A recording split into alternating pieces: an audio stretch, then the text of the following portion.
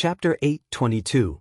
Popular Qi. Since Xiao Xian no longer needed the fields, it would be unfair to force the buyers to sell them back. This realization left the two families seething with anger, and the two arrogant men in charge became the subject of ridicule and jokes in the village. As the fields underwent development, Xiao Dalong and Ms. Fong would frequently visit and inspect them. Meanwhile, Xiao Xian, Qi, and Taotao ventured back into the mountains. Xiao Xian still had plans for the valuable tea seeds that were needed to fill the vacant area in Zhang village. She intended to start cultivating the seeds after the new year, allowing them to be transplanted around March. Recalling the abundance of wild lemons in the mountains, Xiao Xian decided to dig them up, stimulate the roots by breaking the branches, and temporarily cultivate them in the garden. In early spring, they could be transplanted to orchards on the outskirts of the province. The lemons and their juice were essential for enhancing the flavors of the drinks served at the dessert stores. Xiao Xian aimed to have at least 30 or 40 mu of lemon orchards. Updated on Biomicron x0vil. Xiaomicronim. Furthermore, this season marked the return of plump wild animals in the mountains, accompanied by a variety of wild fruits. It was the perfect time to venture into the mountains and gather resources. Qi's hunting skills had improved, and he had grown stronger with a sharper sense, leading to a bountiful harvest for their family. Pheasants, hares, deer, muntjac, grouse, and wild pigeons, which Xiao Xian enjoyed, were harvested almost daily. Although it was more convenient to store the meat during the season, there was still an excess that needed to be addressed, prompting the family to resume making smoked meat. During their hunts, they even encountered wild deer, and Qi managed to bring back 3 fully grown deer to the village, causing jealousy among the villagers. Wild boars were also hunted, as their meat was perfect for smoking. In addition to the game from the mountains, Xiao Xian and her family also acquired many large smoked fish. Their stockpile of smoked meat from the previous year had lasted for almost half a year, attesting to its delicious taste. Whether it was steamed, fried, stewed, made into clay pot rice, or used as fillings for other dishes, the flavors were exceptional. The anticipation for the next hunting season grew within the family, keeping them busy with preparations. Meanwhile, the villagers couldn't help but feel envious of Qi's hunting abilities, making him quite popular among them. People from their own village, neighboring villages, and even distant areas approached Ms. Fong and eldest uncle, expressing their interest in arranging marriages for Qi. Some individuals were also interested in Taotao. Ms. Fong felt a mix of pride and helplessness in response to the attention Qi and Taotao received. She cautioned eldest uncle not to make any promises regarding their marriages at this time. Eldest uncle's expression turned serious as he responded, "It's a matter of great importance, and I don't take such promises lightly. We must approach it with caution and thoroughness." Ms. Fong rolled her eyes and scoffed, "I have my doubts. You tend to change your mind too easily, and I wouldn't put it past you to make promises just to save face." Eldest uncle was displeased by her remark. "That's not true. I'm not that foolish." However, he nearly made a mistake soon after. Ms. Fong approached Xiao Yunduan and Xiao Xian, seeking their assistance in arranging marriages for Qi and Taotao. The dynamics had shifted. Xiao Yunduan's success and Xiao Xian being county magistrate Xiao's daughter, along with their profitable land purchases, had attracted the attention of many villagers. Chapter 823. Dragon fruits and papaya seeds. So, those who sought to form a martial alliance might have ulterior motives. What if they targeted the wrong individuals and deceived them into making promises? This could potentially bring trouble to Qi and Taotao in the future, putting the entire family at risk. Ms. Fong was determined not to let this happen. The family was thriving, and her sons and daughters-in-law were all doing well. The peace and harmony within the family were invaluable. Xiao Xian and Xiao Yunduan wholeheartedly agreed to assist in the matter. "Mom, don't worry. My wife and one will ensure that everything goes smoothly. When it comes to Qi and Taotao's marriages, we want focus solely on family background. What truly matters is the character of the individuals," Xiao Yunduan reassured. Ms. Fong smiled and sighed with relief. "You're absolutely right. Just look at your third sister-in-law. Her family may not have been well off, but she has thrived after marrying into our family. That's what truly counts. Qi and Taotao don't need partners who are highly successful, but they must be reliable and not cause any trouble. Xiao Xian and Xiao Yunduan felt a hint of embarrassment. Xiao Xian chuckled. Niam, it's not that simple. We can't just settle for anyone for Qi and Taotao. We will handle this matter carefully and make sure to find the best matches for them. If someone proposes a marriage now, we will decline. What do you think about waiting until after my husband's spring examination? That way, we'll have enough time to thoroughly evaluate and gather information, suggested Xiao Xian. Ms. Fang was pleased to hear this proposal and nodded in agreement. They shouldn't rush to find suitors now. What if Xiao Yunduan becomes the advanced scholar and starts working in the governmental office? Qi and Taotao would have a much broader selection of potential partners then. Chu Shan arrived with a group of people from the province.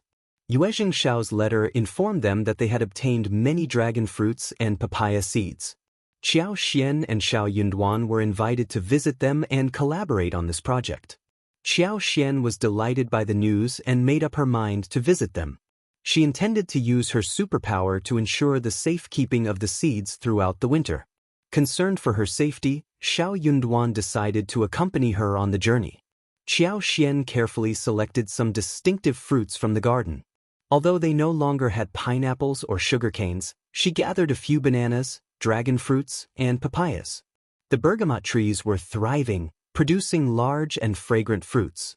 They collected a total of 12 bergamots. 6 of them would go to the Xie family, and the remaining 6 to the Yuezheng family. They also obtained fresh ginseng. Coincidentally, Qi had returned from hunting with 2 roe deer and several pheasants. They decided to bring both roe deer and selected 8 pheasants and 8 hares each. They also packed 4 bottles of homemade mushroom sauce, tomato sauce, sesame oil, red oil pickles, and chili sauce. However, they decided to leave behind the unfinished smoked meat. The wagons were now filled with these provisions. Xiao Xian also successfully saved the silver ink orchids from the Yuezheng family. She placed 2 seeds in her special space and planned to bring the original one to the Xie family. Once everything was arranged, they set off with Chu Shan. As good friends, Xiao Xian and Xiao Yunduan didn't hide anything from Chu Shan. They openly discussed their concerns. Xiao Xian inquired about the situation with Yuezheng Ting. It was an event that couldn't be concealed. Numerous people had witnessed or heard about it, and no one could erase that memory. Chapter 824. Future Chu Shan was filled with excitement when he was asked about the situation. Instead of merely expressing his excitement, he began to mock and ridicule the second section of the family.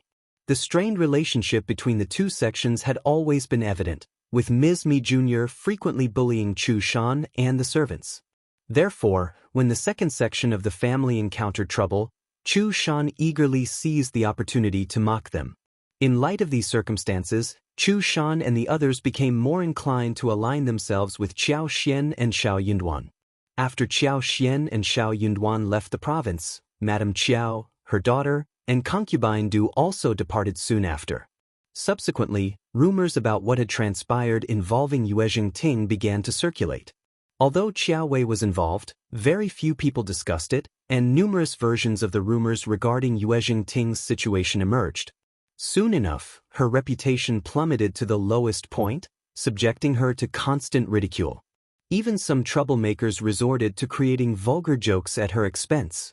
Yuezheng Ting and Ms.Mi Jr. withdrew from public life for several days, and the servants were well aware of the situation but dared not speak of it to them. The second old master, who had been out, returned home in a fit of anger and confronted Ms.Mi Jr. He lashed out at Yuezheng Ting, blaming Ms.Mi Jr. for her inability to raise their daughter properly. In his rage, he even slapped Yuezheng Ting across the face. The mother and daughter were taken aback and overwhelmed with distress upon learning about the situation. They couldn't comprehend what had transpired and demanded an explanation. The recent events had left a deep scar in Yuezheng Ting's life, resembling a haunting nightmare. The news she heard from her father only intensified her anguish. Overwhelmed by shame, she instantly blushed and sought solace in Ms.Mi Jr.'s comforting embrace, avoiding any contact with others. She couldn't fathom her future anymore. She knew she would never be able to join her friends at their homes or on trips. Those who held grudges against her would surely revel in her misfortune and mock her mercilessly. The weight of her disgrace left her unable to face anyone ever again. Thoughts raced through her mind. What would Brother Xie think of her? Would he believe she was an utterly frivolous girl? No, that couldn't be true. The idea of marrying Xie Jingrong seemed unbearable as the thought of being looked down upon by him filled her with misery. Ms.Mi Jr. experienced a mix of embarrassment, surprise, and fury, overwhelmed by the situation and its implications. Ms.Mi Jr. reached her breaking point, unable to tolerate the humiliation inflicted upon her by her own husband. Old Master, it must be the elder sister-in-law who orchestrated this scheme. The people from Lingyuan Temple vowed to keep the secret, and our servants are too afraid to speak up. It must be the elder sister-in-law's doing. She wants to humiliate us, to tarnish Ting's reputation. She must have paid people to spread the rumors. Old Master, we implore you to help us. Ting is being bullied and her prospects for marriage are now ruined. Marrying someone? The second Old Master scoffed. I'll consider us lucky that she isn't engaged. Otherwise, we would have faced even more embarrassment when the engagement fell apart. Ms.Mi Jr. sobbed even harder, expressing her grievances. It has to be the elder sister-in-law's doing. Otherwise, why would the rumor single out Ting and not mention elder Miss Xiao, even though both are involved? It's clear as day. The elder sister-in-law has a close relationship with Xiao Xian, so they shield elder Miss Xiao from scrutiny. Infuriated, the second Old Master found himself believing Ms.Mi Jr.'s reasoning. It seemed logical to him given the circumstances. Chapter 825.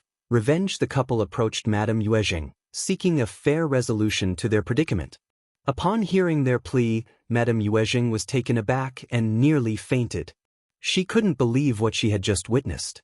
Overwhelmed with disappointment, she directed her anger towards Ms.Mi, questioning her abilities as a mother. She expressed concerns about Yuezheng Ting's future and expressed her disappointment in their actions. Ms.Mi Jr., feeling deeply wounded, covered her face and wept. Madame Yuezheng, I am to blame. But please, I beg you to take care of Ting and ensure justice for her. Madame Yuezheng's expression grew stern. She ordered, bring First Madam here. While Ms.Mi Jr. and her daughter might have been mistaken in their accusations, First Madam should not have taken actions to harm them. She was determined not to let that slide. As Madame Yuezheng spoke, she started to grasp the situation unfolding before her. She remained calm even as Ms.Mi Jr. glared at her and continued to accuse her. With a dark tone, Madame Yuezheng replied, Elder son's wife, your accusations have gone too far. We are all part of the same family. By attempting to set me up, you tarnish our family's reputation. You are mistaken. First Madam responded quietly, Madame Yuezheng, do you have any evidence to support your claim? Accusing me without any grounds is highly improper, isn't it? Ms.Mi Jr. snapped, it's evident. You're seeking revenge on me. If you have a problem with me, come directly to me. Why involve Ting in your schemes?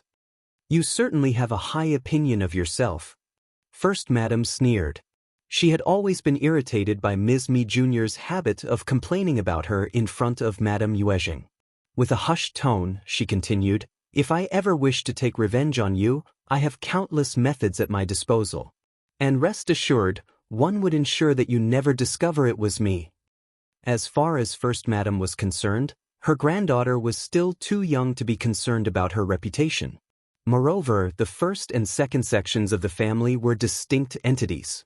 Madame Yuezheng, as you have stated, we are all part of the Yuezheng family.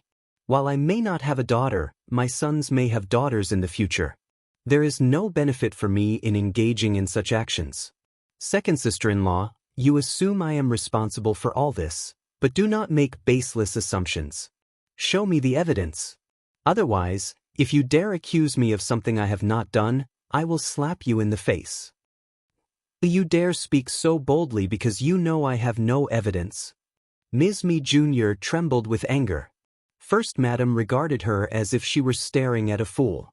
So, in the end, you have no evidence, yet you dare spout nonsense and accuse me in front of Madame Yuezheng so audaciously? Ms.Mi Jr. Madame Yuezheng felt a deep annoyance, secretly calling Ms.Mi Jr. a foolish woman. It seemed that Ms.Mi Jr. had easily managed to irritate her, and she imagined that her elder son's wife was likely mocking her inwardly. Feeling embarrassed, Madame Yuezheng furrowed her brow in anger. This was precisely why she had never held a fondness for First Madam. Her daughter-in-law was excessively intimidating and imposing, showing no regard for the feelings of the elders or attempting to ingratiate herself with them. She could never warm up to a person like that. Before they could inquire further, First Madam calmly began to explain. Many people had witnessed the incident, and Yuezheng Ting had openly revealed everything. Therefore, concealing the incident was impossible. The fact that the news did not spread until several days later was already a stroke of luck. The Yuezheng family was renowned in the province, and any scandal involving a member of the family naturally attracted significant attention. Hence, people reveled in discussing the matter. As for elder Miss Qiao, no one even knew who she was, so there was barely any gossip surrounding her. Chapter 826. Reasonable. The increasing wealth of the Yuezheng family attracted both allies and rivals, creating opportunities for their competitors to ruin their reputation and spread vile jokes about the family. When such gossip was spread, it was clear that there was someone behind it. But what could they do? Rumors were always intangible and omnipresent. Even the immense wealth of the Yuezheng family couldn't suppress them completely. Furthermore, the more explanations were offered, the more amusing it became for outsiders. They would seize upon any opportunity to create even more absurd tales that portrayed the family in a negative light. If they didn't trust Madame Yuezheng's judgment, they could provide explanations, but it wouldn't change the situation. Madame Yuezheng and the others felt a sense of numbness upon hearing these words. It was painfully true. The second old master felt immense shame and shot a resentful glare at his wife. If it weren't for this woman, he wouldn't find himself in this situation. She had proven herself to be incompetent, limited to playing petty tricks at home. She couldn't even properly educate her own daughter. Ms.Mi Jr. remained infuriated and had no trust in a single word uttered by First Madam. She firmly believed that First Madam was merely attempting to argue and defend herself. Even if competitors were involved in orchestrating the situation, First Madam had to be implicated as well. First Madam added, "Suggest you publicly portray it as an accident." By labeling it as an accident, they would acknowledge the incident while redirecting the public's focus away from other possibilities. Indeed, most people would believe it was an accident. After all, a woman from the prestigious Yuezheng family could never be involved with unemployed individuals. It must have been Lady Yuezheng who had the misfortune. Nevertheless, her marriage prospects would undoubtedly be affected. True to form, Ms.Mi Jr. hastened to arrange potential marriage alliances for her daughter, hoping to prove that Yuezheng Ting still had promising suitors. However, those whom she had previously favored or disliked turned her down. Ms.Mi Jr. seethed with anger, cursing those individuals as simple-minded fools. First Madam was left speechless upon hearing this from Auntie Hua. The rumor continued to circulate, and Ms.Mi Jr.'s attempts to find a suitor seemed futile. No one would agree to it. She should have waited at least a couple of years before making such efforts. Perhaps, at least half a year later, right? Ms.Mi Jr. was completely oblivious to the concept of haste makes waste. She remained increasingly driven and motivated to push further. This infuriated and worried Madame Yuezheng. She sternly warned Ms.Mi Jr. not to subject herself to further humiliation. Feeling miserable, Ms.Mi Jr. cried.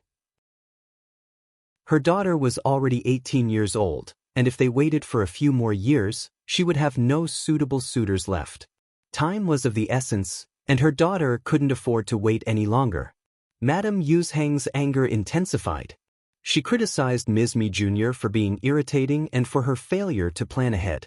As the tearful Ms.Mi Jr. was dismissed, Madame Yuezheng massaged her temples and called for First Madam to discuss a plan. Reluctantly, Madame Yuezheng had to admit that her elder son's wife was more dependable, despite her personal dislike for her. First, Madame swiftly offered her suggestion. The best solution would be to bring Yuezheng Ting back to their hometown to find a suitable suitor. Ms.Mi Jr. should not focus on the suitor's family background. Rather, integrity should be the most important factor to consider. Madame Yuezheng was taken aback by the suggestion. After a prolonged silence, she responded tersely, acknowledging that she understood, and then asked First Madame to leave. First Madame showed no objection and left without hesitation. However, Madame Yuezheng soon came to the realization that it was indeed the only way forward. Chapter 827. Back to Hometown U. TED by BX and Zerdo. Semicronym Yuezheng Ting was reaching an age where waiting for a suitable suitor was becoming increasingly difficult. The longer they waited, the fewer good prospects there would be available. However, given the scandal that had tarnished Yuezheng Ting's reputation in the province, it seemed impossible to find a suitable suitor for her there. Madame Yuezheng considered the option of looking for a suitor in their hometown, which was located at a considerable distance from the province. The Yuezheng family held a strong position in their hometown, and they could protect Yuezheng Ting when needed. Furthermore, the rumors would not reach that far. While the suitors from their hometown might not have as privileged backgrounds, there was still a chance for Yuezheng Ting to find a suitable partner there. Madame Yuezheng finally made the decision to pursue this path. However, Ms.Mi Jr. fiercely opposed this suggestion when she heard it. No, absolutely not. She refused to let her daughter return to the humble surroundings of their hometown to marry someone there. She believed it would ruin her daughter's life. Madame Yuezheng was furious. She cared for her granddaughter just as much and was not out to ruin her life. She was not an evil grandmother. Furthermore, Madame Yuezheng blamed Ms.Mi Jr. for failing to properly teach and guide her daughter, leading to the situation they were facing now.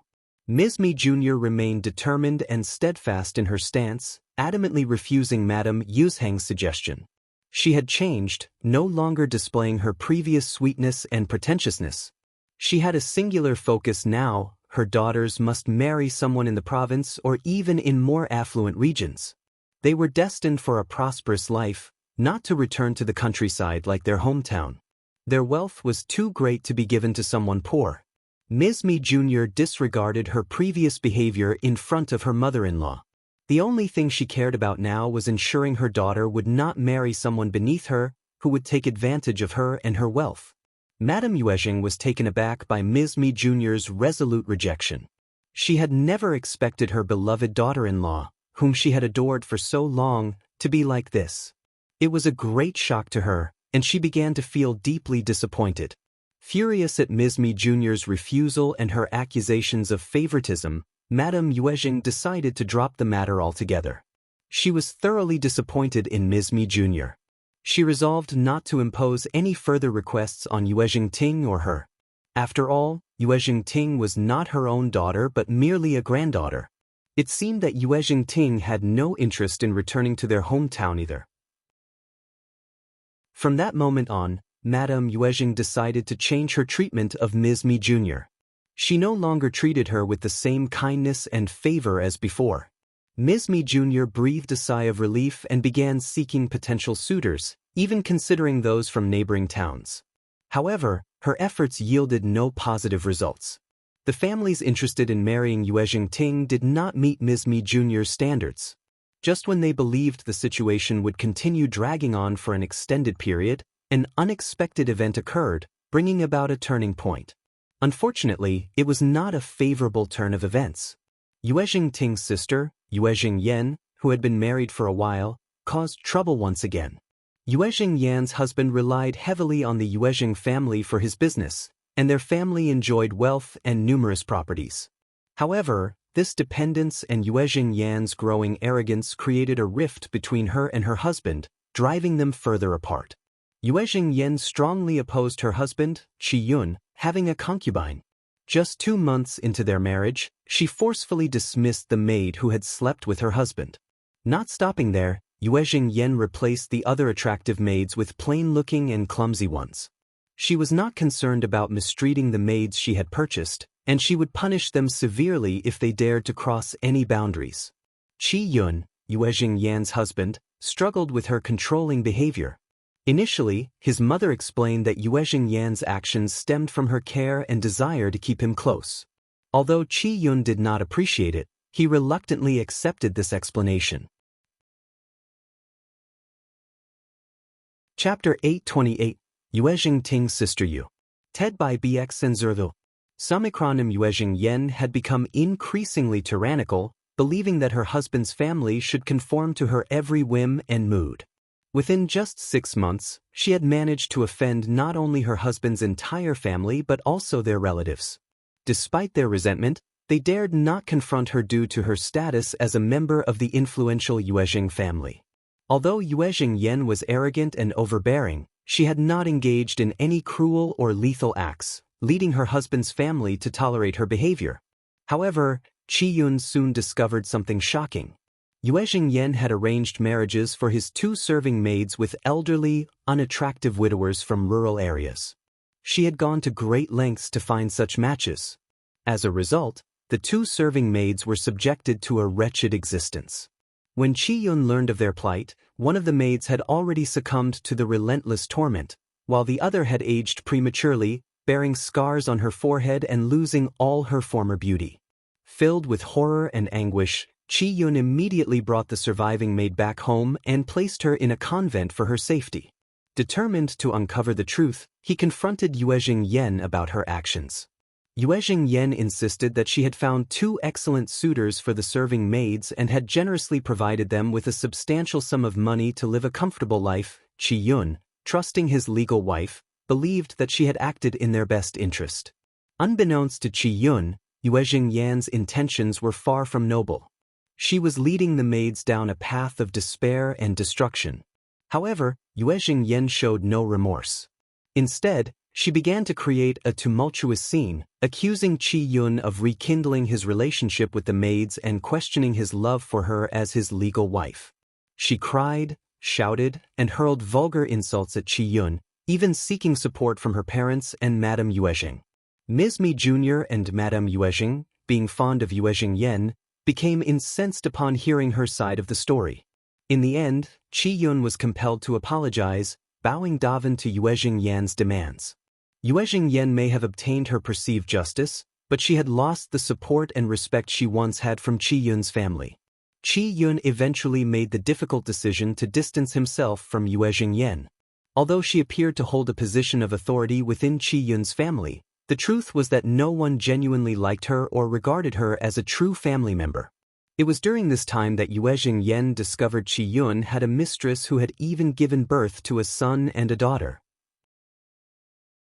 Overwhelmed by jealousy and rage, Yuezheng Yan assembled a group of her own men and stormed the mistress' residence with the intention of harming her and selling her children. Upon learning of the situation, Qi Yun rushed to the scene to intervene. Unfortunately, the children had already been sold to intermediaries, and his mistress had been subjected to a brutal beating, losing consciousness multiple times. Qi Yun's anger surged within him. He rescued his mistress and instructed his men to protect her while he set off to find and secure the safety of the children. Meanwhile, Yuezheng Yan's mental state deteriorated further. She wept uncontrollably and retreated to the solace of her own home. News of the shocking incident spread throughout the province, leaving no doubt that few would tolerate their husbands having mistresses. However, there was no support or sympathy to be found for Yuezheng Yan in the aftermath. The mistress' actions were undoubtedly immoral, but taking her life was not the solution. Teaching her a lesson and holding her accountable for her deeds would have been more appropriate. Yuezheng Yan's decision to sell her husband's children to an agent instead of bringing them home was truly horrifying and inhumane. Yuezheng Yan had never enjoyed a favorable reputation, and her behavior within her husband's family only added fuel to the rumors that circulated about her. She consistently disregarded the authority of the elder family members and imposed her will upon others. Additionally, her failure to bear any children and her blatant disregard for virtuous conduct only furthered her negative image. It was not surprising that her husband might consider leaving her, given the circumstances. Many sighed in resignation, accepting the situation as a natural consequence. When Ms.Mi Jr. heard about the rumors surrounding her daughter, she refused to believe them. Instead, she attributed the spread of such stories to jealousy from individuals who were envious of her daughter's prosperity and well-being. Chapter 829. Ms.Mi Jr. Getting Mental U. TED by Bx Siomicronim. Prior to Yuezheng Ting's accident, the process of arranging her marriage was already facing obstacles, primarily due to her sister's behavior. Families who valued propriety and adherence to rules were hesitant to accept a daughter-in-law with such flaws. Only those who prioritized their own material gains were willing to overlook these concerns. The return of Yuezheng to the family further enraged Ms.Mi Jr., leading her to curse at the Qi family. She felt that everything was going wrong and blamed the heavens for subjecting her daughters to such hardships. As First Madam and the Old Master held the authority, Ms.Mi Jr. was not allowed to execute her own plans based on personal interests. Therefore, they took charge and addressed the matter. After years of enduring the situation, Qi Yun's parents and Qi Yun himself came to the Yuezheng family to expose Yuezheng Yan's actions in front of Madame Yuezheng, First Madam, Ms.Mi Jr., and her husband. Ultimately, they declared that Qi Yun intended to marry his mistress and insisted on bringing the children back home. They also prohibited Yuezheng from interfering in the matter. If Yuezheng objected to these terms, they were willing to grant a divorce. The Qi family would return the dowry and provide an additional 10,000 liang as compensation. Ms.Mi Jr. was pushed to the brink of a mental breakdown by these developments. Ms.Mi Jr. was furious at the audacity of the Qi family. She believed that the fault lay with her elder brother and elder sister-in-law, as they should have exerted pressure on the Qi family to prevent such behavior. While acknowledging that the Qi family did consider this aspect, the primary decision-makers within the family were known for their fairness in handling family matters. Despite the questionable actions of the Qi family, Yuezheng found herself in an even worse predicament. Both Madame Yuezheng and the influential members of the family suggested pursuing a divorce. However, both Ms.Mi Jr. and Yuezheng vehemently rejected this proposition. They refused to entertain the idea. Divorce was out of the question for them. Their underlying intention was to withhold any benefits from outsiders. Their determination only served to exacerbate the situation further. Yuezheng returned to the Qi family and swore an oath to punish the mistress and her 2 children. However, Mrs. Qi had already taken the grandchildren under her care, and Qi Yun personally selected the servants for the mistress. Consequently, Yuezheng orders had no effect. Yuezheng maids and aunties were on the verge of physically assaulting the concubine when the concubine's servants intervened and reported the incident to Qi Yun. In response, Qi Yun issued severe punishments to the maids and aunties who had assisted Yuezheng. No one dared to defend Yuezheng anymore. Yuezheng created a scene, behaving erratically. As a result, Qi Yun ordered her to be confined to the yard, prohibiting her from leaving its confines. Unbeknownst to Yuezheng, once Qi Yun discovered her true nature, he began administering a medicinal soup after their intimate encounters to prevent her from becoming pregnant. Furthermore, Qi Yun developed strong negative feelings toward Yuezheng and ceased any further physical intimacy with her. As a result, she remained childless throughout those years. Qi Yun preferred to have no legitimate children rather than allowing Yuezheng to bear a child who would carry his bloodline. News of Yuezheng actions spread widely after the commotion at the Qi family. Curiously enough, it was the Qi family themselves who willingly propagated these stories whenever they were asked, demonstrating a surprising openness and lack of concern for their reputation. The entire town was both shocked and captivated by the scandalous gossip surrounding the Qi family. However, due to the tarnished reputation caused by Yuezheng actions, the prospects of finding a suitable suitor for Yuezheng Ting became extremely slim. Nevertheless, Ms.Mi Jr. remained resolute and unwavering in her determination. She refused to give up and tirelessly continued her search for a suitable match for Yuezheng Ting. She faced countless rejections and endured the mockery of people whispering behind her back. Madame Yuezheng could no longer bear witnessing Ms.Mi Jr.'s relentless pursuit. With a heavy heart, she confronted Ms.Mi Jr. Either Ms.Mi Jr. keeps Yuezheng Ting company back to the hometown so they could arrange a marriage deal, or she can dispatch one old auntie who keeps her company back to the hometown to arrange a marriage deal. Chapter 8:30 Shocked You. TED by Ms.Zhang. Siomicron, either of the two options would be given to them. Finesse. Mi Jr. refused to make a choice. She would be presented with the second option.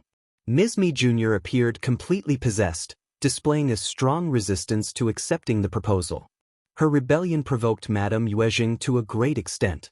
In response, the second old master delivered a swift slap across Ms.Mi Jr.'s face, finally silencing her.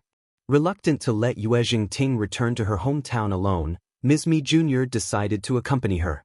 Madame Yuezheng assigned her trusted auntie and a few female maids to approach the clan leader and select a suitable suitor, disregarding Ms.Mi Jr.'s input due to her consistent disapproval. If a decision couldn't be reached, a letter would be sent to Madame Yuezheng, who planned to teach Ms.Mi Jr. a valuable lesson. Upon discovering Ms.Mi Jr.'s true nature, Madame Yuezheng realized she had been deceived all these years. She lost any desire to defend and protect Ms.Mi Jr. The embarrassment and anger she felt when recalling the situation were overwhelming, as it meant she had foolishly placed her trust in a deceitful daughter-in-law for so long. Regardless of Ms.Mi Jr. and Yuezheng Ting's thoughts, they were compelled to leave the province discreetly.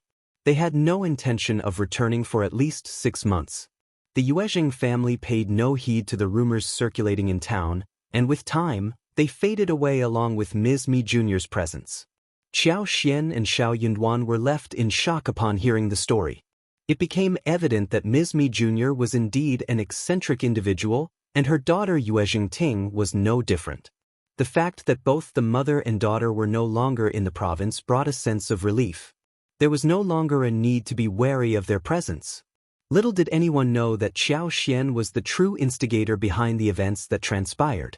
However, it should be acknowledged that Yuezheng Ting had sparked the conflict initially. Xiao Xian's subsequent actions were merely a form of retaliation. It was a matter of tit for tat.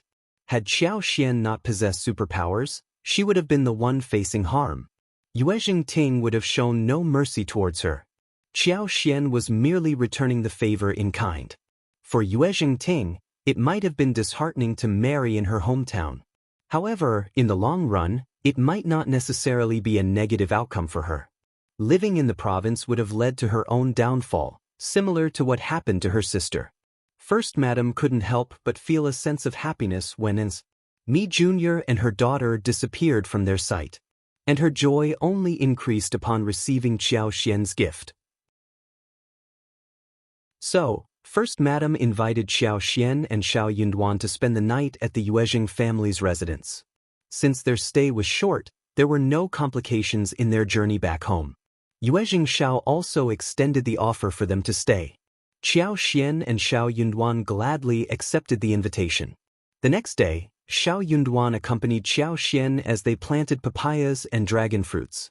Yuezheng Xiao and Xie Jingrong joined them, eager to witness the process. They were astonished by the appearance of the dragon fruit seeds. Xiao Xian instructed the seeds to be sorted based on their size, as they exhibited various shapes and sizes. Carefully, they were planted in separate patches, ensuring proper spacing. Xiao Xian believed that some preparation could be done with the dragon fruit seeds before they were planted, unlike the papaya seeds that could be directly planted without any additional steps. Chapter 8:31 Fruit Seeds You. TED by Ms.Zhang. Xiaomicronim Xiao Xian signaled the workers to follow the height markings she had drawn. The seeds were divided into sections, first 2, then 3, resulting in the growth of multiple trees. With the trees ready, they could be planted directly into the earth. Xie Jingrong and Yuezheng Xiao were both astonished by this sight. Planting fruit seeds turned out to be much simpler than they had imagined. After providing instructions to the manager on what to do and where to plant the seeds, Xiao Xian and Xiao Yunduan didn't need to visit the land again until everything was completed. However, Xiao Xian made sure to use her superpower to strengthen the plants, ensuring their survival during the winter. Once everything was settled, They returned the orchid to Yuezheng. We were fortunate enough to save the flower. We wouldn't take away something you cherished. Young Master Xie, you can have the flower back, Xiao Xian said casually, but Yuezheng was taken aback. Is this the orchid one gave to Brother Xiao? Yuezheng asked, unable to contain his surprise. Xiao Yunduan nodded. Yes, it is. You recognized it, didn't you? Yuezheng did recognize it, but he was too shocked to believe it. Thus, he asked the obvious question. Brother Xiao and sister-in-law, you are simply incredible. Yuezheng exclaimed, filled with awe. He couldn't believe his eyes when he saw the living flower before him. Yuezheng had a deep love for orchids and possessed extensive knowledge about various precious varieties. He couldn't do anything to revive the dying flower, but he didn't want to discard it either. Thus, he entrusted it to Xiao Yunduan, who came from a family with thriving plants, hoping for a miracle. However, he never expected Xiao Yunduan and Xiao Xian to bring him such a tremendous surprise. El gave you the flower, so you should keep it. Yuezheng expressed his gratitude before politely declining their proposal. However, recalling the fact that the flower had been saved by the couple, Yuezheng couldn't help but feel puzzled. He couldn't remember what he had given them, especially when the flower had been rescued by their efforts. Xiao Yunduan turned to Xiao Xian with a smile, indicating that she should make the decision. Xiao Xian smiled back and said, Young Master Xie, don't worry about it. I saved one bud from the orchid, and it will bloom when the weather turns warmer next year. So, you should keep the original flower after all. We didn't do much, just offered our help in whatever way we could. It might seem impressive to you because you're not an expert in this field, added Xiao Yunduan with a smile. Brother Xie, please accept it, just as my wife suggested. After contemplating for a moment, Yuezheng accepted the flower and said, All right then, I'll accept it. Thank you so much, Brother Xiao and sister-in-law. I will cherish this and take it back. With gratitude in his heart, Yuezheng decided, Okay, I will take it back. Thank you so much for taking care of them. That's wonderful. Everyone laughed, and a sense of harmony filled the air as the matter was resolved. Yuezheng smiled, his admiration for the couple in front of him growing stronger. He couldn't help but appreciate their thoughtfulness and selflessness. The couple fully understood the value of the orchid, knowing how exceptionally precious it was. If Xiao Yunduan had used this orchid to help Yuezheng secure a favorable outcome in the upcoming spring examination, it would undoubtedly provide him with a strong foundation for his future. However, they didn't choose that path. Instead, they returned the flower to Yuezheng. There were few individuals in the world who possessed the level of composure and emotional stability that this couple exhibited. It was a testament to their exceptional character. Chapter 8:32, Fruit Planting You. TED by BX and Zervil. Omicron M, and among those rare individuals, finding a woman like Xiao Xian was even more extraordinary. Yuezheng felt a sense of admiration and gratitude towards the couple, so he presented them with a pot of green first-class orchids and a pot of Song Mei orchids. These orchids were not only rare and valuable but also possessed breathtaking beauty. Xiao Yunduan and Xiao Xian graciously accepted the gifts, appreciating Yuezheng's kind gesture. 2 days later, the papayas and dragon fruits were successfully planted.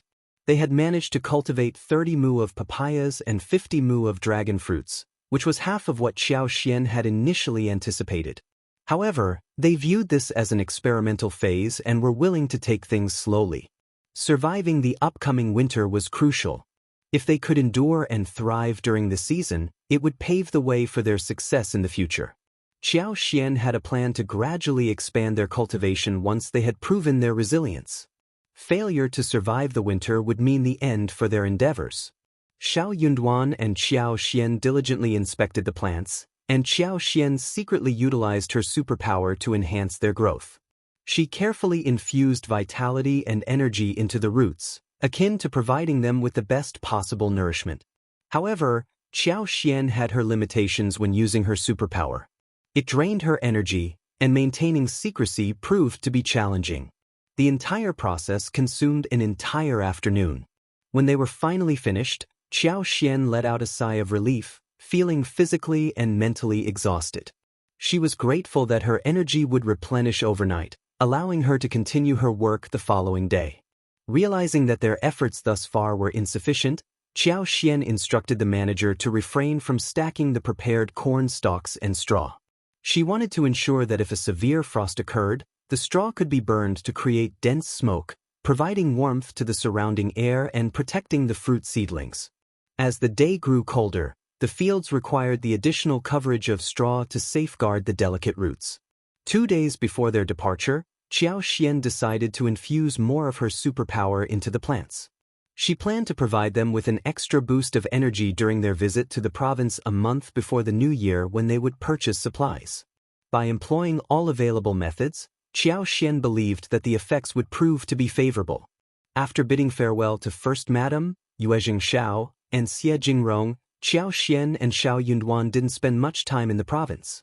Following the fruit and seed planting, they embarked on their journey back to the county.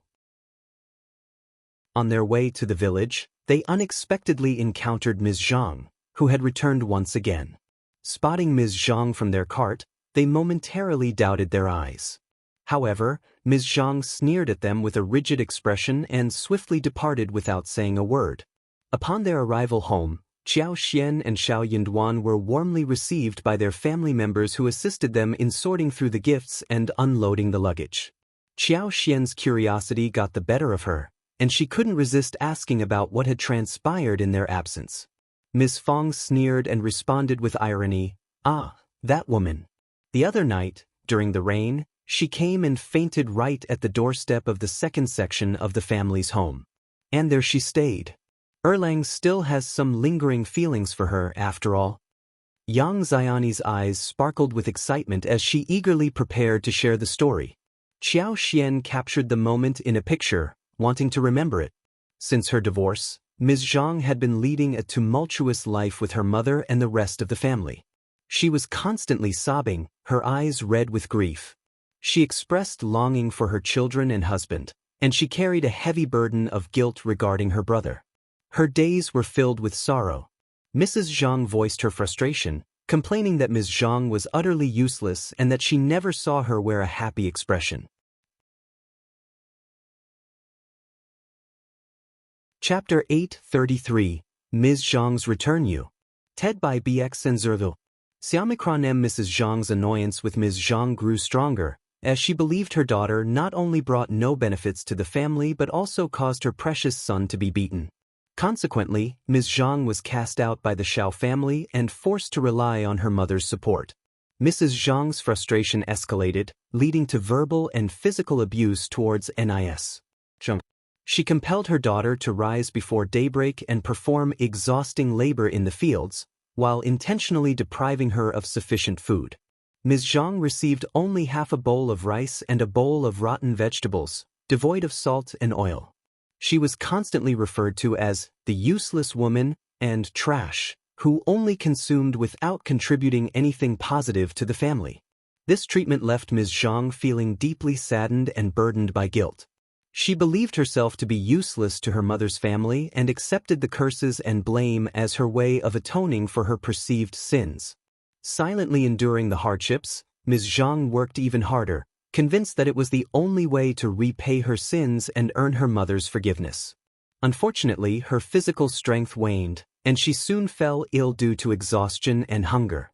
Ms. Zhang held on to the hope that her illness would garner care, forgiveness, or at least a decent meal, considering the tremendous effort she had put into her work. However, Mrs. Zhang responded with even more furious curses and harsh disappointment, shattering Ms. Zhang's expectations. Mrs. Zhang directed her anger towards Ms. Zhang, accusing her of intentionally falling ill to avoid work and bringing misfortune to the family as a heartless and wicked woman. She withheld any concern, care, or food from her daughter, offering only disdain and hatred. These words pierced Ms. Zhang's heart like a sharp blade. Her hope crumbled, shattered by her mother's lack of compassion. Shocked and disheartened, Ms. Zhang's motivation to work hard diminished. She became less active in labor, frequently pausing and becoming lost in her thoughts. Tears would stream down her face as she cried silently.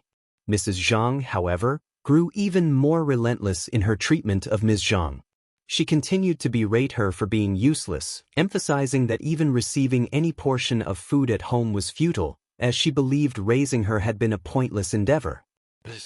Zhang felt immense sadness, shedding tears in solitude every day. Unable to bear it any longer, a few days ago she impulsively fled Zhang village and embarked on a journey to Shading village, crying heavily along the way. So one morning, when Ms.Mi opened her home's door, she let out a piercing scream, nearly fainting in fright at the sight of a disheveled and distressed woman standing in the cold weather. As Ms.Mi realized that the woman at her gate was Ms. Zhang, she couldn't bring herself to allow her former daughter-in-law to collapse there. Despite her stingy and greedy nature, she couldn't leave her in such a dire state, especially considering the cold and rainy weather that could have led to her demise. Begrudgingly, Ms.Mi enlisted the help of Ms. Yen to carry Ms. Zhang into a room, where she was provided with a bowl of ginger soup. It was an act of begrudging kindness, compelled by the circumstances. In the evening, when Xiao Erlang returned home and discovered the situation, he was taken aback and immediately went to summon a doctor. Overwhelmed with emotions, the couple embraced each other and wept. Xiao Erlang hadn't anticipated the extent of the suffering Ms. Zhang had endured in her own home.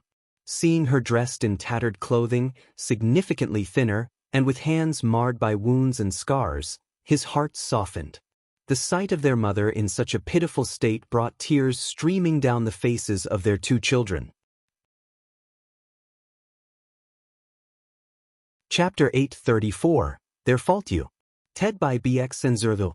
Semicronym Xiao Erlang's determination to protect Ms. Zhang and ensure her safety was unwavering. He refused to drive her away, understanding that it would only lead to her demise.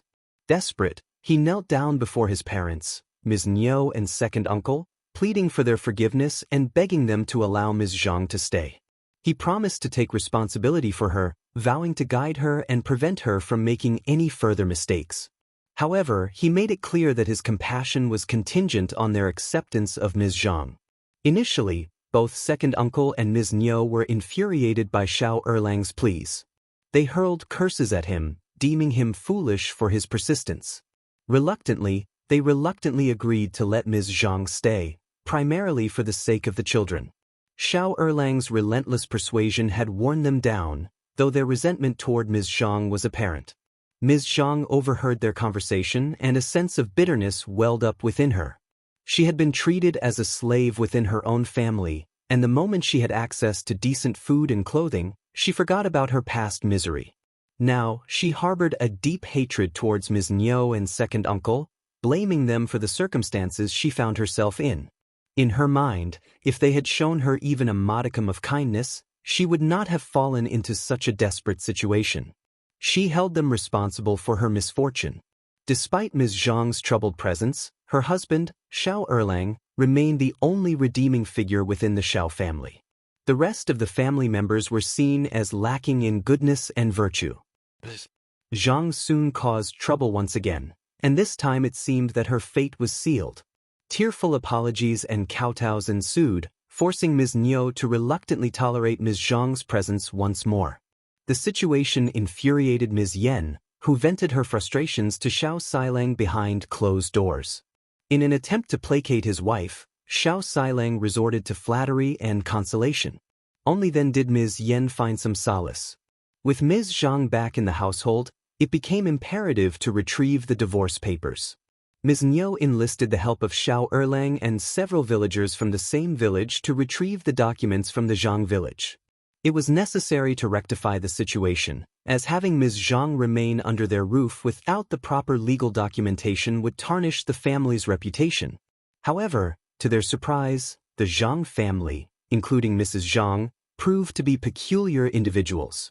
They insisted that since Ms. Zhang had divorced and remarried, the Xiao family must compensate them with wedding gifts before they would release the divorce papers.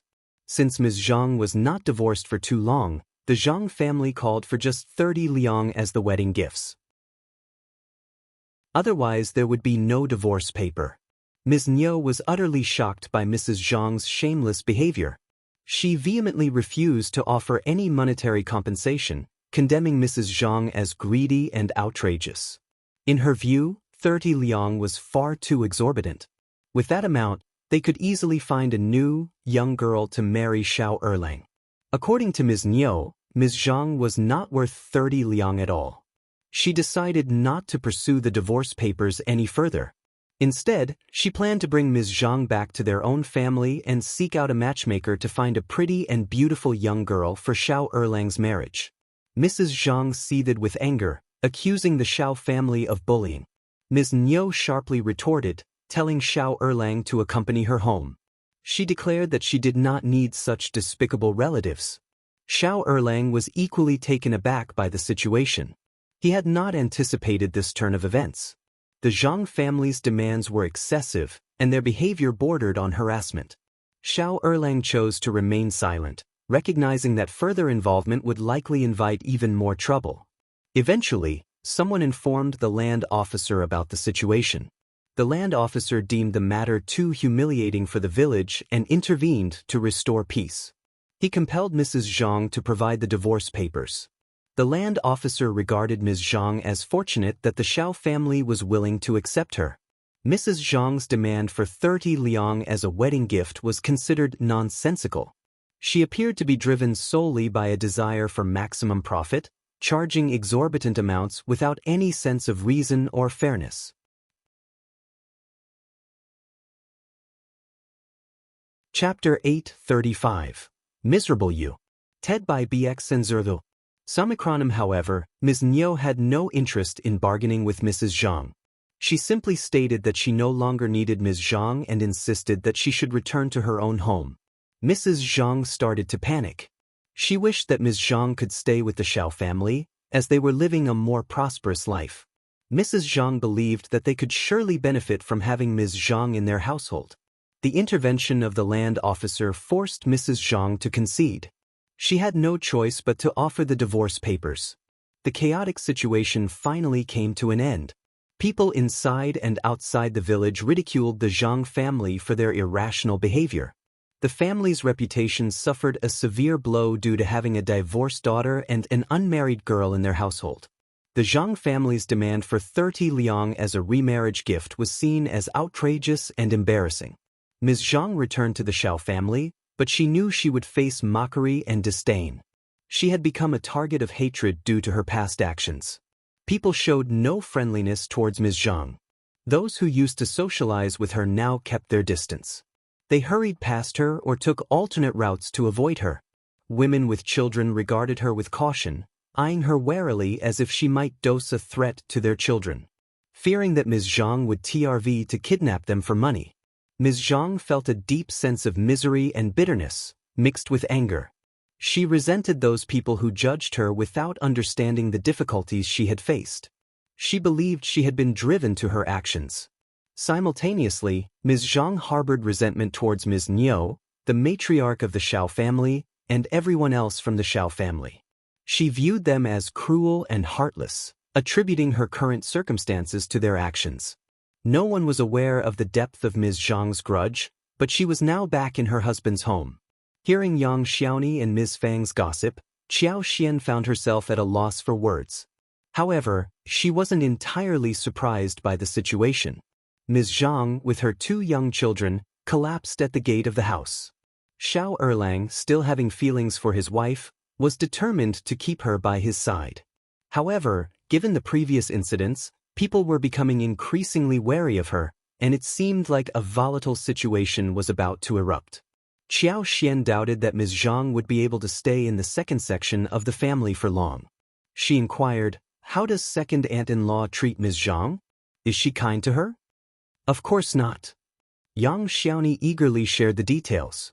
She pursed her lips, expressing disdain, and replied, "Second aunt-in-law never treats her well, given what she did in the past." According to what the fourth sister-in-law told me, Ms. Zhang is not allowed to participate in any family matters. She is prohibited from entering the kitchen or being near the children. Second aunt-in-law watches her closely, as if she were a thief. After breakfast, she is forced to work in the fields and is not allowed to return until lunchtime. The same continues in the afternoon, and she isn't allowed to come home until evening. They won't let her stay at home anyway, fearing she might come up with some strange ideas again. Chapter 836, Unpredictable You. Ted by Ms.Mi. Sumikronim Xiao Xian's heart raced with concern. It was understandable that Ms.Mi might feel anxious after the previous incident. However, her current behaviors seemed excessive. Xiao Xian worried that Ms. Zhang could suffer mentally from such treatment. Although Ms. Zhang had been described as narrow-minded, dumb, and extreme, her potential actions remained unpredictable. Considering that Ms.Mi had agreed to take Ms. Zhang in, it was inappropriate to treat her this way. However, Ms.Mi was not enthusiastic about accepting Ms. Zhang in the first place. It was Xiao Erlang who insisted, and Ms.Mi herself was not known for being open-minded. The situation was becoming increasingly chaotic, and the future appeared uncertain to all involved. Xiao Xian confided in Ms. Fang, seeking her opinion on the matter. Ms. Fang furrowed her brows and spoke abruptly, "Your second aunt-in-law is also causing trouble with her foolishness. If she chose to take her in, she should let go of the past and be more open-minded. What's the point otherwise?" Xiao Xian expressed concern that another incident might occur, especially for the sake of the two young children involved. They were innocent and deserved better. In light of this, Xiao Xian pondered whether it was necessary to warn Ms.Mi after all, and shared these thoughts with Ms. Fang. Ms. Qiao's face brightened with a smile upon hearing Ms. Fang's words. "Mom, you're so understanding. You can have a conversation with second aunt-in-law, but ultimately, it's up to her whether she wants to accept it." "Exactly. I can only provide the warning, but I can't force her to listen. Their family affairs are not my concern." Soon, Ms. Fang approached Ms.Mi to discuss the matter. However, Ms.Mi dismissed every word Ms. Fang said, even going so far as to label her as nosy and relishing in her supposed misery. Treating Ms. Zhang better was out of the question for Ms.Mi. She believed that Ms. Fang's intentions were to ensure they didn't lead a good life. Ms. Fang grew increasingly frustrated by this response. She vented her frustrations at home, only ceasing when Xiao Xian and Yang Xiaoni tried to console her. The warning had been given but not accepted. Nevertheless, they no longer felt guilty about not passing on the message. They would be cautious to avoid becoming entangled in their misfortune. The first section of the family had a good relationship with Ms. Yan. So when Ms. Yan came to visit, Yang Xiaoni discreetly offered her some reminders to be prepared. However, there was no need to inform others about this. Ms. Yan was taken aback by the revelation. Ms. Yan also recognized that her mother-in-law's behavior was excessive. She had not anticipated the potential mental distress that Ms. Zhang might experience or the possibility of her engaging in further unpredictable actions. Nevertheless, the warning served as a reminder and left her feeling uneasy. Ms. Yan nodded in agreement and assured Xiao Xian that she was aware of the situation. Admittedly, Ms. Zhang had a peculiar temperament, and under the treatment she received from Ms.Mi, she could potentially cause trouble once again. Ms. Yan, however, wanted to avoid getting entangled in the situation. She questioned why she had to be involved in the first place. Subsequently, people's attention began to shift away from Ms. Zhang as a significant event unfolded in the village. A military recruitment order had been issued for Shaoding village. The Ding family and the Xiao family were each required to send one person to join the army. Panic spread throughout the village as families with less than 2 sons became anxious. The realization that joining the army meant potential suffering and the risk of being killed in battle made everyone desperate to prevent their sons from being drafted. The only exceptions were families too impoverished to support their child or those who harbored dislike towards their own offspring.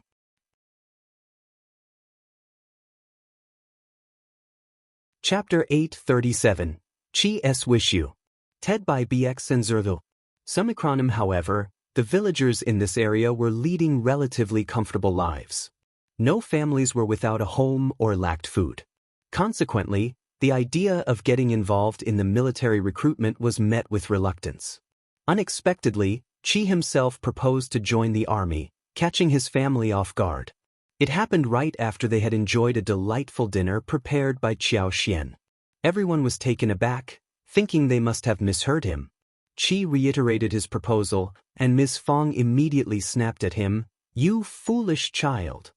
She raised her hand as if to slap him, but the others intervened swiftly, preventing any harm. "Qi, don't be reckless. You can't speak of such matters so casually. Yes, we have more than enough food and clothing at home. Joining the army is extremely dangerous. Stay here with us. Going into battle as a soldier is terrifying. It's much safer to remain at home. You're still young and ignorant. Don't go, just stay with us. Listen carefully. This discussion must not leave this room or reach anyone else. I will not hesitate to deal with anyone who spreads this news." Only Qiao Xian and Xiao Yunduan remained silent, contemplating the situation. Qi felt deeply saddened by his family's reactions.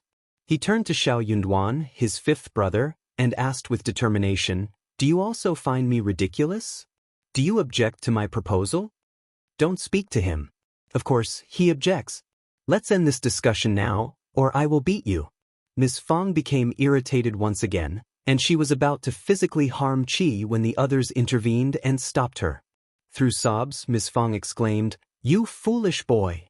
You're deliberately trying to anger me. We had just started to experience happiness in our lives, and now this." Xiao Yunduan spoke in a gentle tone, "Mom, please don't worry. Dad, let me have a private conversation with Qi. We'll have a meaningful talk." Ms. Fong and eldest uncle sighed with relief. Ms. Fong nodded, saying, "Convince him to change his mind." "Don't worry, Mom." Xiao Yunduan led Qi away to the study in his own yard. Inside the study, Qi lowered his head, biting his lip, visibly distressed. Xiao Yunduan looked at Qi intently and let out a heartfelt sigh. Qi had grown taller and stronger. He was no longer a child. In another 2 or 3 years, Qi might even surpass his older brother in height and strength. Would he become stronger than him as well? Qi had already displayed impressive capabilities. He could hunt large animals with ease, displaying remarkable skill and agility. His sharp gaze and proficiency with the bow made him truly admirable. It was impossible for anyone to perceive him as just an ordinary teenager given his exceptional abilities. Xiao Yunduan honestly didn't believe that he should confine Qi indoors. Qi, not as eloquent as his fifth brother, scratched his head and turned to Xiao Yunduan. "Fifth brother, I can take care of myself. Please let me join the army." Xiao Yunduan asked, "Are you certain about this?" Qi nodded vigorously, his determination evident. Yes, I really want to join the army. You understand that joining the army is not a trivial matter. Once you're enlisted, there's no turning back. Deserters are beheaded. When you're in the camp, you'll start as a low-ranking soldier, enduring the harshest living and eating conditions, worse than what our family has experienced in the past. If you have a harsh commander, your life will become even more miserable.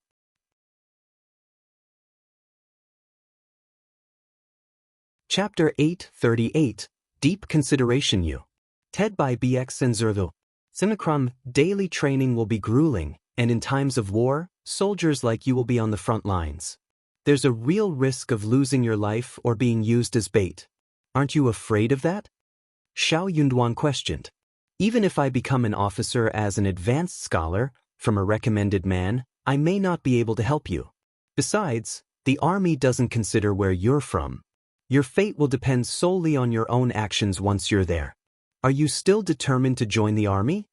Xiao Xiaoqi was taken aback, but his hesitation only lasted for a moment before he nodded. Fifth brother, I'm not afraid. I want to join the army.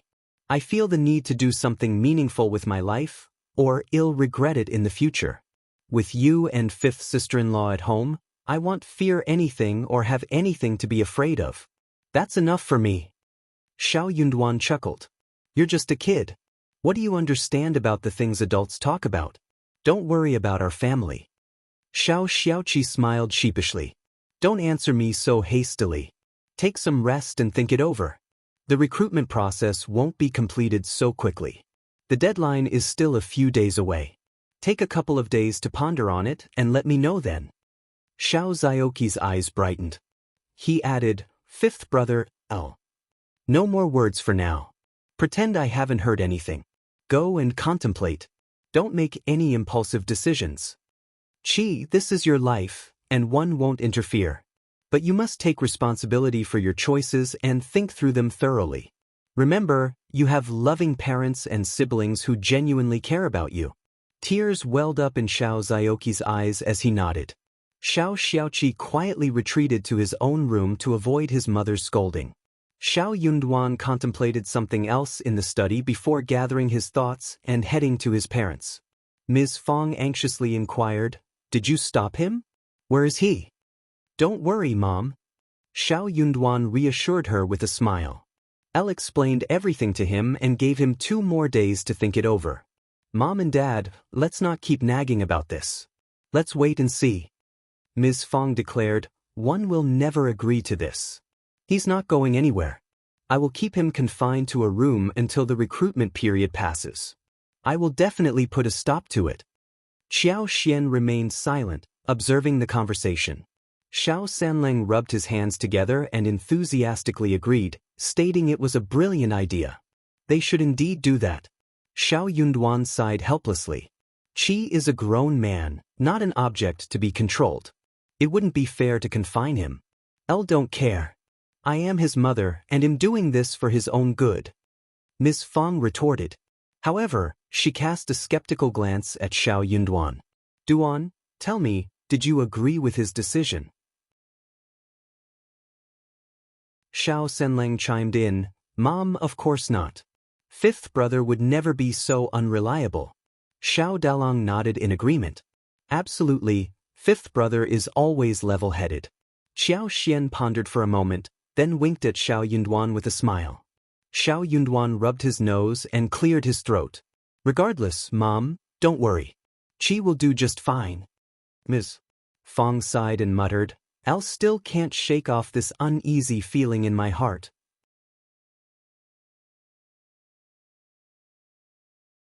Chapter 839, Not for Her You. Ted by BX and Zerdo. Simicron, they couldn't reach a definite conclusion, leaving everyone in a state of unease. They sought solace in one another's company, particularly the parents, before retiring to their respective rooms. Once they were alone, Xiao Xian smiled at Xiao Yunduan. "Darling, is Qi really going? And you're supporting his decision?" Xiao Yunduan smiled bitterly. "It appears that he has made up his mind. Besides, he's no longer a child. He has the right to make his own choices. It would be cruel to force him to stay." Xiao Yunduan didn't want Qi to go, but ultimately it was his own life, and Xiao Yunduan couldn't make decisions on his behalf. He turned to Xiao Xian. "What do you think?" Xiao Xian pondered for a moment and chuckled. Qi is quite capable of taking care of himself. He's not impulsive either. If you can advise him to be low profile, stay calm, and prioritize his well-being, and remind him of his family whenever he's about to engage in something dangerous, I believe everything will be fine. Qi is different from his peers. He has a brother like you. Maybe you won't be able to directly take care of him once you become an advanced scholar, but in a few years, you might be able to transfer him out of the camp if it's possible. Alternatively, we can provide some financial assistance. Just look at us now. We have connections with the Xie family. If you can ask them to write a recommendation letter for Qi, it could serve as his safeguard in case he encounters any trouble. So, I believe it's a viable idea. Qi is so talented. It would be a waste for him to stay at home for the rest of his life. Xiao Xian suppressed her urge to reveal her clairvoyant abilities. After all, they were sporadic, and she couldn't predict Qi's entire future. If only she could glimpse a small portion of it in secret. Xiao Yunduan smiled. "Your analysis has eased my mind. Indeed, if Qi has made up his mind, he should go. I will approach the Xie family for a recommendation letter as his safeguard. With his skills, he should be able to protect himself. If the hardships become unbearable, we can find a way to bring him home in a few years." Xiao Xian smiled. "That's a conservative estimate. I almost believe he has the potential to become an official with his talents."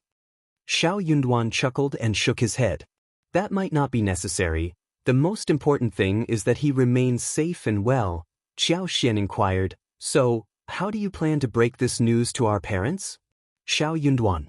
That was indeed a troublesome task. Xiao Xian shook her head and raised her hands. Don't look at me. I'm not going to do it. It was evident that anyone who brought up this topic would face scolding, including Xiao Yunduan. Xiao Xian had no intention of taking on such a task. Xiao Yunduan was torn between amusement and exasperation. Of course not you, my dear. I will handle it. He wouldn't allow her to be scolded. Being his mother's son, he would shield her from any scolding. Xiao Xian chuckled. You're the best. The couple continued their conversation, sharing laughter, and eventually settled down. Qi was quite mischievous. He managed to avoid spending much time alone with Ms. Fong and eldest uncle these days.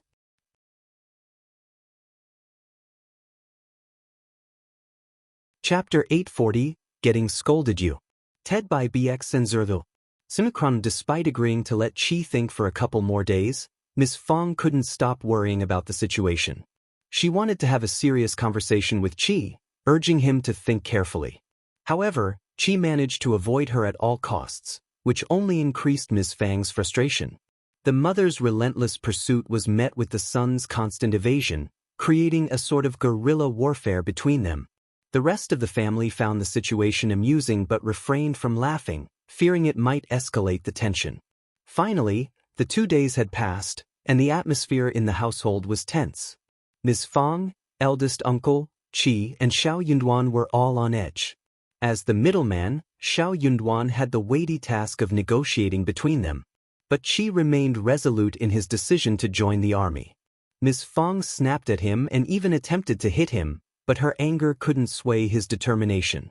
After venting her frustration, Ms. Fong became overwhelmed with anxiety and broke down in tears. If you don't want to get married now, it'll stop anyone from coming to our door. Well, wait until you're willing to get married. But don't get so angry about our arrangements that you want to leave home. Ms. Su and Yang Xiaoni were taken aback and didn't know how to respond. Xiao Yunduan and Xiao Xian were completely baffled by the situation. Xiao Yunduan said, Mom, what happened? Qi wouldn't leave home just because he's angry. He and Taotao won't get married unless they're willing to. We don't force them into anything. Ms. Fong continued to sob and shake her head, unable to fully express her feelings. Sensing her distress, Yang Xiaoni decided to share her insights. Yang Xiaoni explained that Qi was no longer young, and as he grew older, many suitors came to the door seeking a marriage arrangement. This had motivated Ms. Fong to explore potential matches for him. After all, good suitors were not always easy to find. On the second day after Xiao Xian and Xiao Yunduan had left home, a distant cousin of Ms. Fang's suddenly appeared at their door with her 2 daughters. Although they hadn't interacted frequently in the past, they were still family, and Ms. Fong was delighted to see them. This cousin seemed to be quite lively and quickly engaged in a cheerful conversation with Ms. Fong. This cousin was not here without purpose. She was here to build a martial alliance. She was trying to make Ms. Fong to let Qi marry one of her 2 daughters. Ms. Fong was not easily swayed by her cousin's proposition. Although they were relatives, they hadn't maintained a close relationship over the years. Ms. Fong felt it was necessary to gather more information about this relative and her 2 daughters before making any decisions regarding the marital alliance. Rather than rejecting the idea outright, Ms. Fong tactfully expressed that her son was still young and it would be prudent to wait for a couple more days before discussing the matter further. The cousin agreed and understood, remarking that parents were always deeply concerned about their children's well-being and should carefully consider all aspects before entering into a marital alliance. Ms. Fong was relieved that she could buy some time to properly evaluate the situation and make an informed decision for her son's future. She wanted to ensure that any potential match would be suitable and compatible, taking into account both personal and family considerations.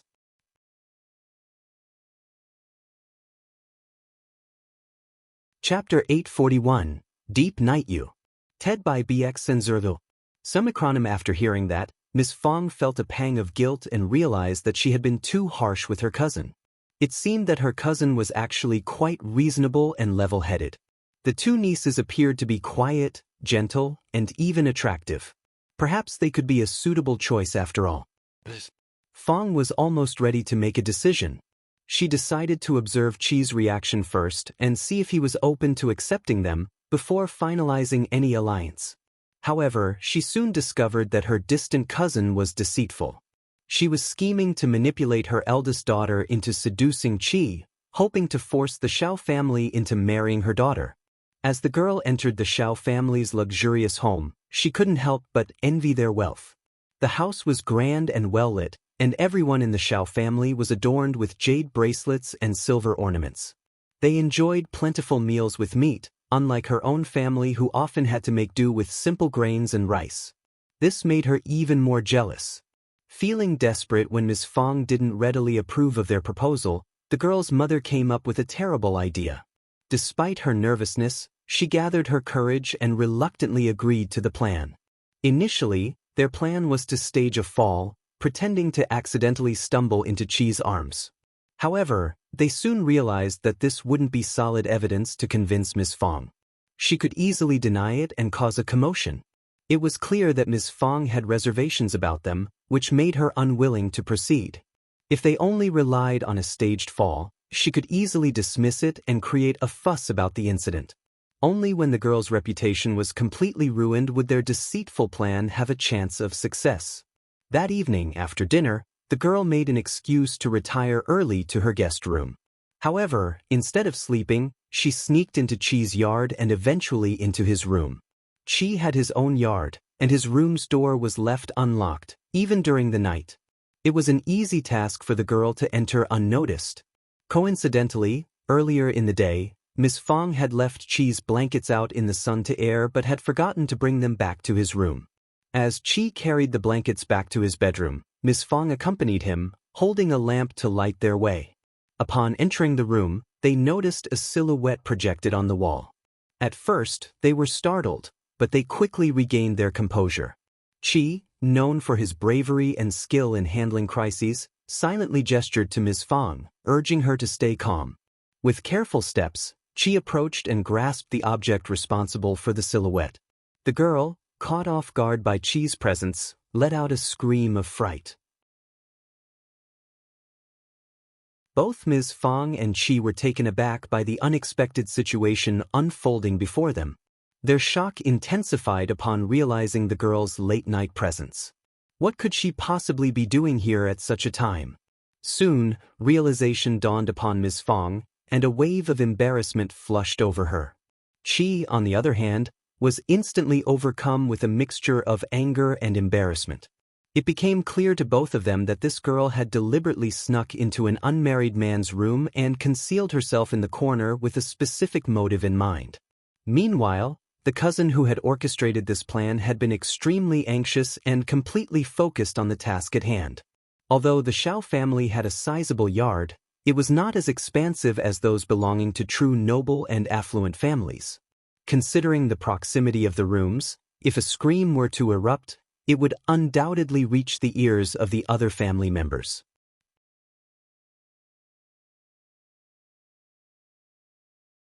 Chapter 842, A Trick You. Ted by BX and Zerlu. Simicronim. The entire family was taken aback by the events unfolding before them. Upon hearing her daughter's genuine scream, the cousin felt a mix of surprise and inner satisfaction. The authenticity of the scream delighted her, as it seemed her daughter had played her part convincingly. Xiao Xiaoqi, despite his gentle and introverted demeanor, had surprised the cousin with his apparent eagerness. It served as a reminder not to judge people solely based on their outward appearance. The cousin's pride swelled within her, fueling her next actions. Hastily, she rushed forward, not even taking a moment to clearly assess the situation behind the door. "Oh, my poor girl. You must have been mistreated. I will seek justice for you and ensure you don't suffer any longer." Before she could finish her words, a forceful slap landed on her face. Ms. Fong, pointing accusatorily at her, screamed in outrage, "Why are you screaming? What justice are you talking about? I demand an explanation as to why your daughter is in my son's room. What devious plans have you concocted, you shameless woman?" Startled, the cousin finally noticed Ms. Fang's presence. her face filled with astonishment as she covered her stinging cheek, momentarily ignoring the pain. "Cousin, what are you doing here?" With a sneer, Ms. Fong retorted, "I was here, holding the lamp for my son. Of course I am here. Thankfully, I am here, or else my son would have fallen into your trap." The cousin was taken aback, turning instinctively to look at her daughter, seeking answers in her eyes. It was only in that moment that the cousin realized her daughter's panic had been genuine, causing a surge of regret to wash over her. Caught red-handed by Ms. Fong, the cousin found herself in a powerless position. As an outsider to the village, she was at a significant disadvantage compared to Ms. Fong, who was the mother of the provincial champion. Moreover, the Xiao family had recently made substantial contributions to the village, including building a school and donating vast tracts of land to the clan. The village would undoubtedly rally behind Ms. Fong, further isolating the cousin. The next day, the cousin and her two daughters swiftly disappeared, seeking to escape the repercussions of their actions. Ms. Fong, in order to preserve their reputation, decided to keep the incident a secret, ensuring that no one in the family would ever speak of it. However, from that point forward, she vowed to sever all ties with the cousin's family.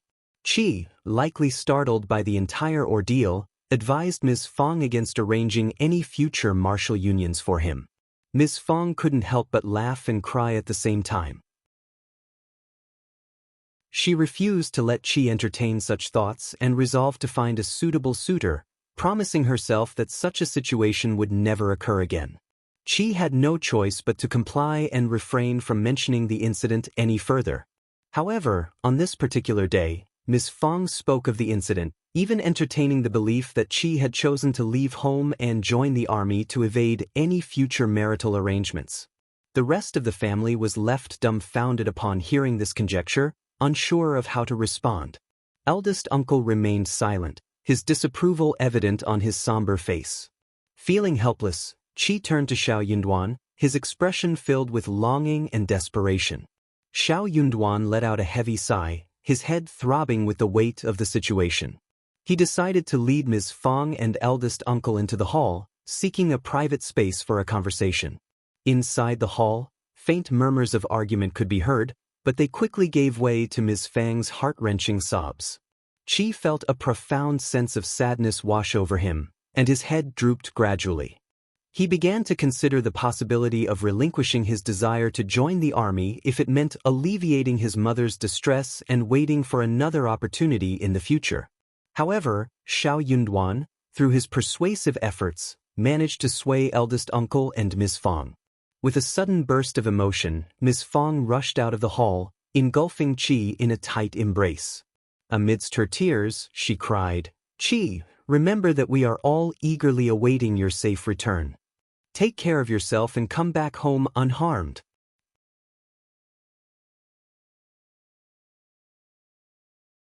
Chapter 843, Agreement Utted by Bexenville. Sumikronim Zioki's eyes lit up with joy upon hearing his parents' agreement. "Mom? Dad, you agreed?"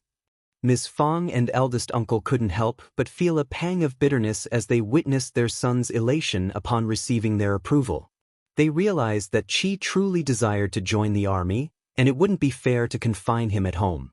They had to let him pursue his aspirations. "Yes, we did. Just remember to stay safe and come back unharmed," eldest uncle affirmed. A tinge of sadness crept into Xiao Zioki's expression. He nodded earnestly. "Mom, Dad, don't worry. I will take care of myself and return home safe and sound." Okay. That's good to hear," Ms. Fong replied, her voice filled with a mixture of relief and concern. She shared a few more words of advice and encouragement with Qi, who accepted them all. Ms. Fong felt a sense of relief after receiving consolation from Xiao Yunduan and Xiao Xian. Xiao Sanlang and Xiao Dong were taken aback by their fifth brother's support for Qi. They hadn't expected him to side with Qi in this matter. As they contemplated Qi leaving for the army in February, a sense of sadness washed over them.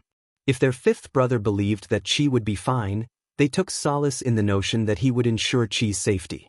However, a lingering worry remained. What if something were to happen? When would Qi return to visit them after this?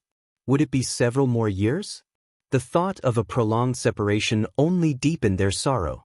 The entire village was in a state of chaos due to the recruitment process. The land officer had announced that anyone interested in joining the army could freely apply. However, it was widely understood that only the foolish would willingly step forward. As a result, they resorted to drawing lots. Those selected through the drawing would be obligated to join the army on behalf of the village. It was seen as a fair approach.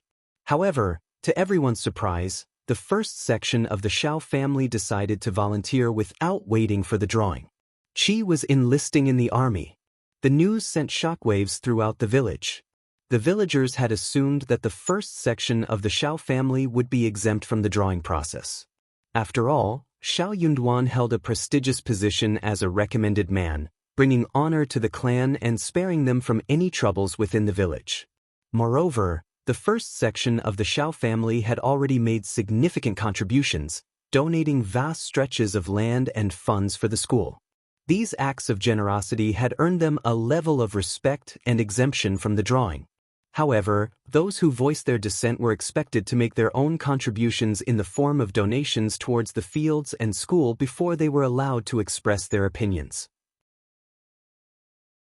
They had made such significant contributions to the village, and it was only fitting that they received certain privileges in return. That was what they rightfully deserved. However, Qi had volunteered. What on earth is the Xiao family thinking? This is outrageous. Yes, how could they allow Qi to do this? It's not a laughing matter. L wouldn't have let him do it if I were them. Do you think that recommended man Xiao has some insider information that could benefit them from the recruitment? You think they're after personal gains? No, certainly not. Despite the confusion and speculation, the matter had been settled. The Xiao family breathed a collective sigh of relief and celebrated. Ms. Yen also felt relieved. She couldn't help but express her gratitude to Qi.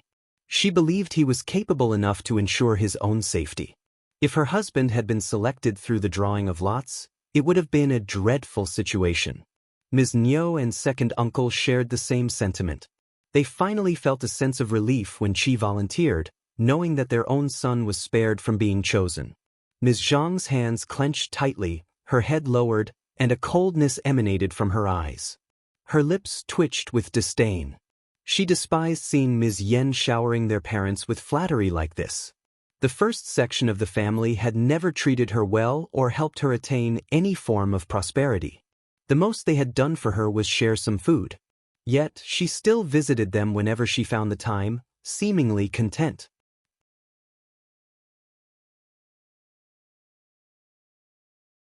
Chapter 844. Settlement uttered by Bexenville. Xiaomicronim, shame on her. Xiao Xiaoqi had decided to join the army? Something must be wrong with his head. The entire first section of the family was nothing but a bunch of fools. Well then, let him join the army and never return. Ms. Zhang cursed silently within herself. If it weren't for the first section of the family's coldness and meddling, she would not have ended up in this miserable state. None of the Ding family members were willing to step forward. Consequently, they had to resort to drawing lots. Only the family's sole child would be exempt from this process, while the rest would be included. In the end, it was Ding Jia's youngest son, Ding Jinshan, who was selected. Ding Jinshan and the entire family were in tears. The others, who felt a mix of relief and sadness, approached them to offer their condolences. And so, the matter was settled. They would gather in the middle of February at the county and proceed to the province according to the government's arrangements. From there, they would head north. It remained uncertain which general would oversee them once they reached the northern region. Normally, this journey would take 5 years. The next day, Ding Zhizhu and Ms. Yang visited the first section of the Xiao family with their son. They believed that they were in the same situation and should foster a friendship together. As soon as Ms. Yang saw Ms. Fang, she burst into tears and clutched Ms. Fang's hands. "Sister-in-law, why are we so unlucky? Our poor child." Ms. Fang's expression changed, and she became displeased. She withdrew her hands and forced a smile. "Stop crying. Our sons will be fine.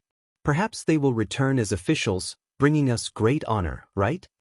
Ms. Fong didn't actually expect Qi to become an official, she simply wanted her son to return home safely.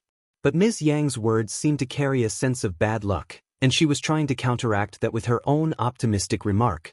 Ms. Yang realized that she had misspoken, feeling a bit embarrassed. However, her eyes suddenly brightened. She exclaimed, "Oh, you're right. Recommended man Xiao is on his way to becoming an official, isn't he? He will take care of Qi, won't he? Let's ask him to take care of our son too. Jinshan, come and plead with recommended man Xiao." Ding Zhizhu quickly grasped the opportunity and pushed his son forward, saying, "Yes, sister-in-law, we are all family. Please, recommended man Xiao, you have to take care of us." Miss Fong felt a sense of disgust rising within her. "Uncle Ding and Aunt Yang, you've misunderstood me.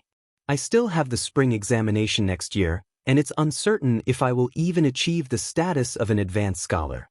Even if I do, I won't be relocated to the north as an official." When they join the army, they must rely on themselves, practice diligently, and take good care of themselves. I won't be able to assist them. Ding Jiazhu wasn't entirely convinced. "Really? Then why did you allow Qi to join the army? You must believe it's a good opportunity." Qi couldn't tolerate that. "Uncle Ding, it was my own decision to seek a broader world." Ding Jiazhu responded curtly, still skeptical. "Seeking a broader world? What an excuse. This journey is fraught with danger." Ms. Yang chimed in. "Regardless, you two are the closest friends and family there. You must take care of each other. Qi, you have skills like archery. My son, on the other hand, is helpless, so you must watch over him."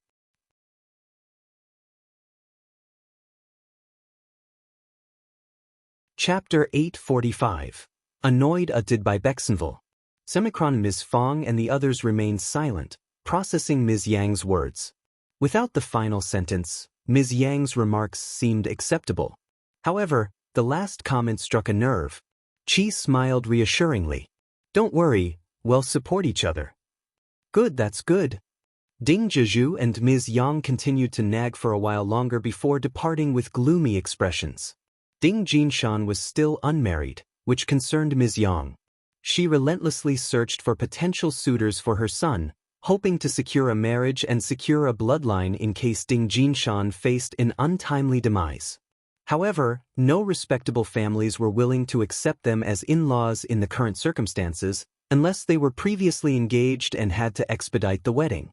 Ultimately, they had to spend a considerable amount of money to arrange a wedding with a modest girl during the New Year festivities. As for the first branch of the Xiao family, fewer suitors approached them for marriage alliances, and the overall quality of prospects was significantly lower. Prominent families were reluctant to marry off their daughters at this time, regardless of the Xiao family's standing. However, impoverished families saw it as a golden opportunity to secure a marriage. Previously, they had never considered the Xiao family, deeming them too prestigious. But the situation had changed. Xiao Xiaoqi would soon be joining the army, with uncertainty regarding his return from the battlefield.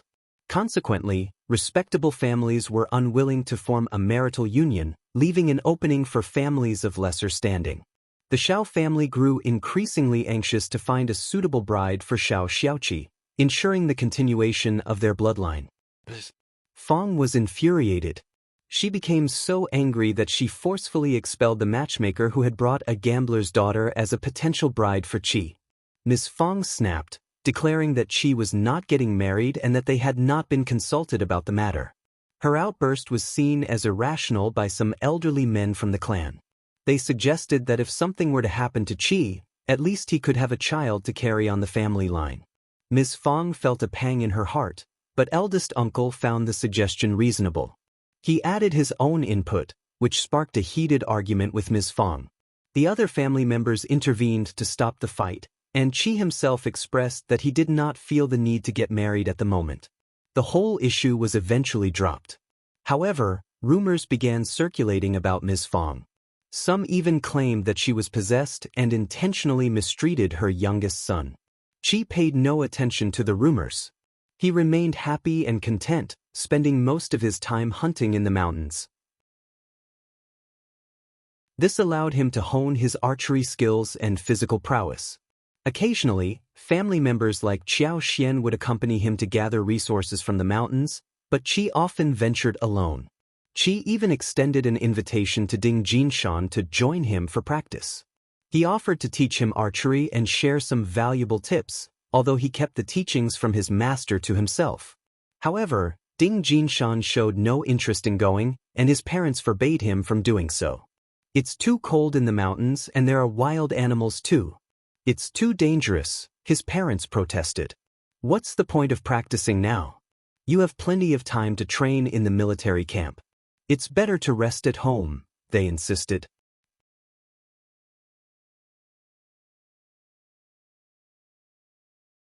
Chapter 846, Grownup Did by Bexenville. Simicron Qi was at a loss for words, unable to express his thoughts further. He had exerted great effort to assist Ding Jinshan, but it appeared that his fellow villager was resistant to his help. This distressed Qi, as he realized that Ding Jinshan's negative attitude could cause problems once they arrived at the military camp. Qi felt a tinge of embarrassment, unsure of how to handle the situation. In his desperation, he turned to his fifth brother, Xiao Yunduan, seeking guidance. Xiao Yunduan felt a sense of satisfaction, recognizing that Qi had matured and was no longer a child. However, instead of directly providing him with an answer, Xiao Yunduan chose to steer Qi towards finding his own solution. He wanted Qi to think for himself and arrive at a decision independently. After some contemplation, Qi came to a conclusion. The following day, Xiao Yunduan spoke. Once we are both at the military camp, one will take care of Ding Jinshan to the best of my abilities. One will talk to him and assist him as long as I can. However, I won't allow him to become a burden to me. My parents, as well as you, my brothers and sisters, hold greater importance in my life. Ding Jinshan is merely a neighboring villager, and I will inform him of his responsibilities. If he chooses not to listen, then our relationship ends there. Xiao Yunduan nodded approvingly, wearing a smile. You're absolutely right. Do your best but leave the rest to fate. There will be no reason for you to feel regretful. I have entrusted Manager Qin with the task of writing a letter to young Master Xie, requesting him to lend us some military books. Read them and prepare yourself. Xiao Xiaoqi felt a slight pang of surprise. He wasn't particularly fond of reading, but since this idea came from his fifth brother, he knew he had to support it. Reluctantly, he nodded and said, "Fine. I will read the books and seek your guidance if I come across anything one don't understand." Xiao Yunduan nodded, his smile growing wider. Although Qi had never been fond of reading, Xiao Yunduan believed that he could teach him to read well enough to understand the military books. And that was sufficient for Qi's purpose. As the year drew to a close, Ding Jinshan got married. The Xiao family refrained from hosting a grand wedding, but as they contemplated Qi's departure, their initial happiness diminished, and they began to dote on Qi. Qi, however, failed to notice any difference. While he missed his home, the anticipation of his upcoming journey and the possibilities it held motivated him greatly. During their journey, Qi once again successfully hunted a wild boar, this time weighing a whopping 150 kilograms. Dozens of people came together to collect the wild boar. Qi and the other villagers had encountered wild boars before, but none as massive as this one. The wild boar was so large that it formed a small mound in the yard. Word spread, attracting many visitors to the village who came to witness the spectacle. They marveled at the long, sharp fangs and the thick, black mane resembling steel needles, finding them intimidating to behold. Yet it was Qi alone who had managed to bring down this formidable beast. Naturally, the villagers praised his archery skills. Qi is truly remarkable with his arrows. Qi's abilities are astounding. This beast leaves me in awe. No wonder his family is thrilled to have him join the army. He's destined for greatness. You're absolutely right. People began to comprehend the underlying reasons behind Qi's family's support for his decision. Ms. Fang sighed, feeling a mix of emotions. She couldn't help but worry. Her child had grown up and formed his own ideas. As his mother, she couldn't simply take control of everything anymore.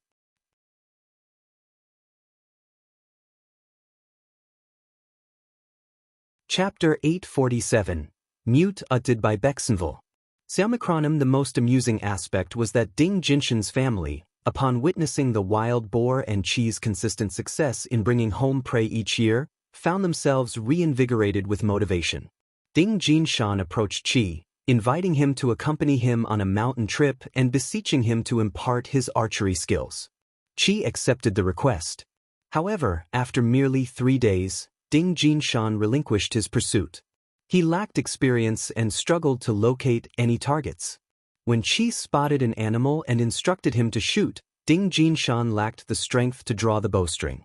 The substantial wild boar was shared among those who assisted in carrying it, as well as the second and third sections of the family. A generous portion was utilized to prepare a variety of dishes to be shared with the neighbors. Nevertheless, there remained over 100 kilograms of meat. Given the surplus smoked meat and sausages this year, there was no need to produce additional supplies. Instead, they could offer them as gifts during the New Year festivities, either before or after. Ms. Fang suggested to Ms. Su that they deliver the excess meat to her family as a gift. Fortunately, Ms. Su readily agreed. Consequently, the next day, both Ms. Fang and Ms. Su returned to their respective families. Each family received 15 kilograms of wild boar meat, along with a few other items. The quantity was quite substantial. Having developed a strong bond and cooperation, the first section of the family and Nis. Yen decided to present Ms. Yan's family with 10 kilograms of the meat as a gift, as they maintained a good relationship and collaborated on various business ventures. After a brief discussion, Qiao Xian decided to share some of the wild boar meat with manager Qin and Ding Erzhu from Zhang village. Later, she took a moment to scoop some shrimp from the pond after inspecting the fields at Zhang village. Qiao Xian had no inclination to offer any gifts to the Qiao family. Likewise, Officer Qiao had no desire to receive any. Since Yang Xiaoni had severed ties with Yang Liang, she felt no obligation to bring any presents for the new year. Her focus was on having Xiao Sanlang accompany her to visit her parents' tomb and pay respects. Someone happened to discover that the first section of the family had given Ms. Yen additional wild boar meat. This news left her feeling bitter and resentful. Attempting to embarrass Ms. Yen, she put on a fake smile and spoke about it openly. Ms. Yen was taken aback by the sudden revelation. Ms. Niu, equally surprised, inquired, "Ms. Yen, is your second sister-in-law telling the truth?" Ms. Yen, while inwardly sneering, openly admitted, "Yes, it's true. Elder aunt mentioned that my parents should also have a taste of it." "Fourth sister-in-law, you certainly have your admirers, don't you?" Ms. Zhang sneered. "Even our mother doesn't receive such honors." Ms. Yen responded quietly but firmly, "I'm not certain about that, but I often present elder aunt and her family with tofu, yubas, and dried tofu. It seems that elder aunt feels the need to reciprocate." Ms. Zhang's words trailed off as Ms. Niu, who was on the verge of anger, fell silent. Indeed, Xiao Sailang often brought home tofu and yuba from work, much to Ms. Niu's delight. However, Xiao Sailang consistently emphasized that his in-laws insisted on sharing some with the first section of the family and some with the third section of the family. While Ms. Niu disliked the idea of sharing, she couldn't covertly claim them for herself when the Yen family emphasized the first section's entitlement. Ultimately, when she already received her share, Ms. Niu decided to let go of her argument. So when the Yen family received wild boar meat from the first section of the family and requested her daughter-in-law to bring it over, what else could she say? Could she prevent her daughter-in-law from fulfilling her duties? After all, it belonged to her in-laws. Ms. Yen didn't deliberately hide anything from her. Moreover, both of her sons were employed at the Yen family's workshop. While anger brewed within Ms. Niu, she glared at Ms. Zhang and retorted, "Focus on your own meal. You keep causing trouble without knowing the full story. What are you trying to achieve?"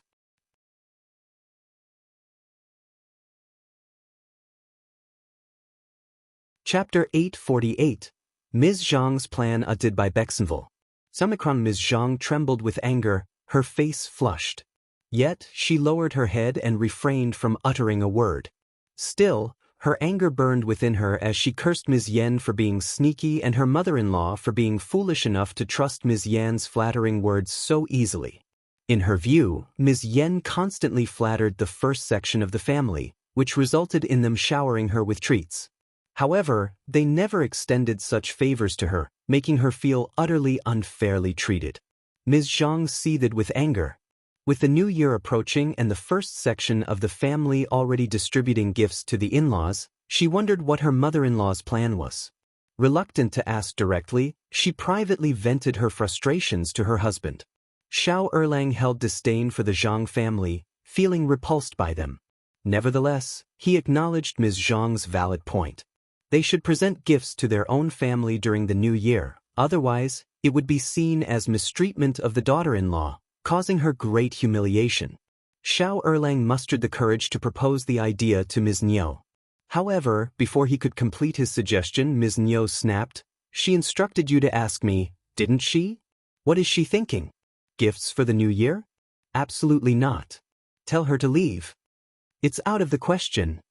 Tell her she can either live honestly or leave this family." Xiao Erlang panicked, attempting to defend Ms. Zhang, but even his own words sounded unreasonable to his ears. Ultimately, he was scolded by his mother, failing to protect his wife.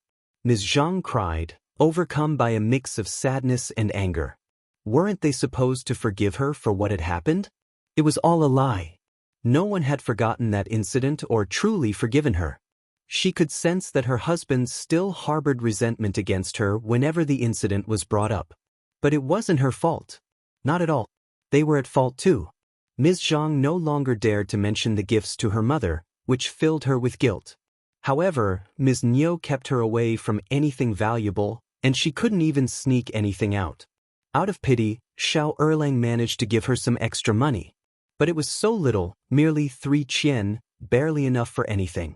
While Xiao Erlang earned a decent income each month, Ms.Mi never shared any money with her. The thought of that irritated Ms. Zhang even more. She believed that since her husband earned the money, she deserved to receive 1/3 of his earnings. Wasn't that how it worked with the first section of the family? They put half of what they earned into shared savings and kept the other half. Frustrated and enraged, she conceived an idea when she overheard Ms.Mi discussing Xiao Miling's upcoming marriage. It was said that Xiao Miling's fiancé would visit in a few days. Ms. Zhang contemplated causing some trouble. She had done it before and was already disliked. If her plan failed, she would be doomed. Ms.Mi would never forgive her again. And that wretched Ms. Yen would only add fuel to the fire. Yet, every time she saw Ms.Mi, Ms. Yen, and the first section of the family, Ms. Zhang couldn't control her anger. Her heart burned with fiery hatred. It was a wretched and miserable feeling. She couldn't sleep, tormented day and night. After contemplating for a while and refining her plan repeatedly, Ms. Zhang finally decided to set her scheme in motion. She found her excuses and explanations prepared, ready to ignite the trouble she had in mind.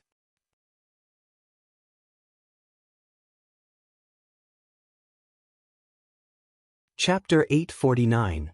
Not Deserving Utted by Bexenville. Semichronim on that day, Ms. Zhang intercepted Xiao Miling when she was in a good mood and casually mentioned her fiancé's upcoming visit before the new year. Xiao Miling blushed upon hearing Yuezheng's name. Ms. Zhang sneered inwardly but sighed dramatically, "I've heard about the Yu family, such a pity."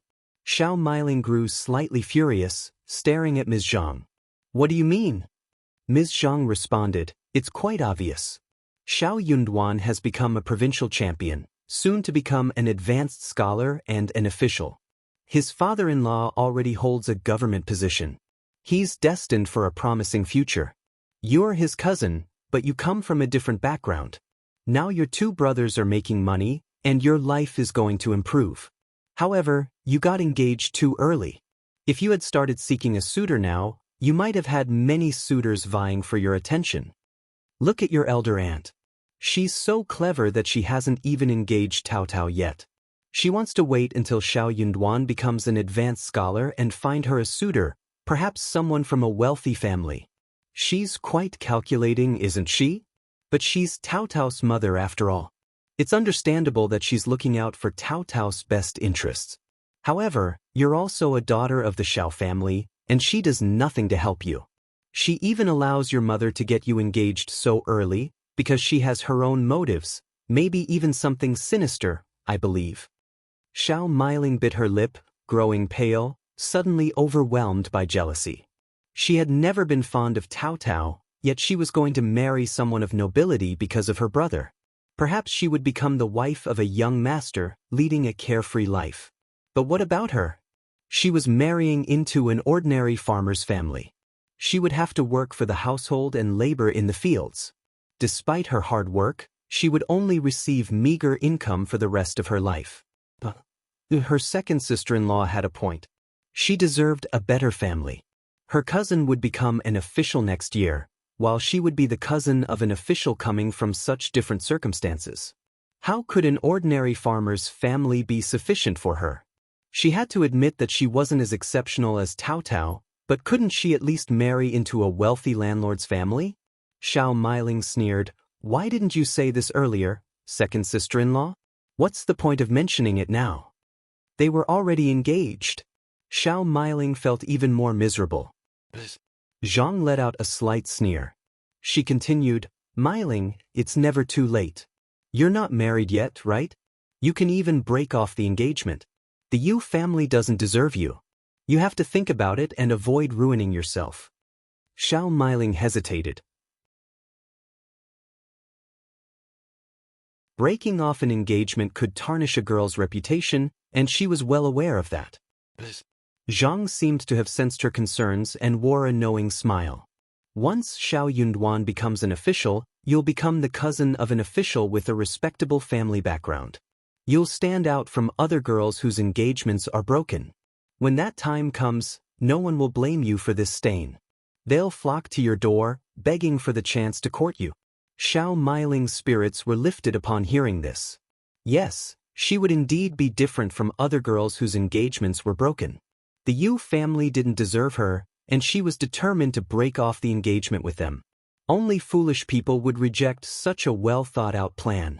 She refused to lead a life filled with humiliation and poverty.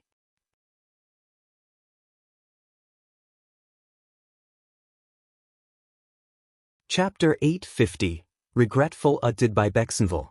Semicronym translator. Henyi translations. More importantly, she refused to live in the shadow of Xiao Taotao for the rest of her life. She might not have the advantage of having an official brother like Xiao Taotao, which was beyond her control. However, she couldn't accept being significantly inferior to Xiao Taotao. Couldn't she at least enjoy the leftovers from Xiao Taotao's rich meat soup? She simply couldn't settle for rough food when she had the chance for something better. Seeing Xiao Miling's apparent interest, Ms.Zhang felt a sense of satisfaction. She continued to flatter Xiao Miling, who slowly began to believe that she truly deserved someone better. However, Ms.Zhang soon urged Xiao Miling to keep their conversation a secret. You know, I've made some foolish mistakes in the past, and my mother-in-law despises me. If she finds out that I shared this solution with you, she would reject it no matter what. It wouldn't be in your best interest, would it? Xiao Miling instantly gave Ms. Zhang a disdainful look upon hearing her confession. She snorted. Of course not. I want nothing to do with you. Being associated with Ms. Zhang would only bring her misfortune. Ms. Zhang felt a surge of annoyance, but she quickly forced an embarrassed smile. You're right, sister. That's how it should be. I understand. Ms. Zhang sneered inwardly. The Yu family would certainly not break off the engagement. Only fools did that. She eagerly anticipated the unfolding drama. If they didn't allow her to live a peaceful life, she wouldn't let them have one either. As expected, Xiao Miling went to Ms.Mi and tearfully announced that she no longer wanted to marry into the Yu family. She cried and vented her grievances. Then, Xiao Miling revealed to Ms.Mi what she had learned from Ms. Zhang, leaving Ms.Mi filled with regret and hesitation. If only she had known that Xiao Yunduan would become the provincial champion, she wouldn't have rushed to find a suitor for Xiao Miling so soon. Once Xiao Yunduan achieved the title of advanced scholar and obtained an official position, there would surely be numerous better families for them to consider. Ms. Nyo felt a deep sense of regret as these thoughts consumed her. She began to question whether the Yu family was truly suitable for them. She also expressed her grievances toward the first section of the family. The first section of the family should have known about Xiao Yunduan's talent and potential to become a recommended candidate. Yet, Ms. Fong remained silent. How terrible! And as for their elder brother, all he did was talk without taking any action. He failed to provide them with any updates or information, nearly jeopardizing Miling's future. Niu pondered over the situation repeatedly, feeling confused and troubled. Eventually, she sought out her second uncle and asked for his advice. Second uncle blamed her, stating that the engagement had already been arranged and the wedding was scheduled to take place shortly after the new year, or at the latest, by the end of the following year. Breaking off the engagement so easily would tarnish their daughter's reputation.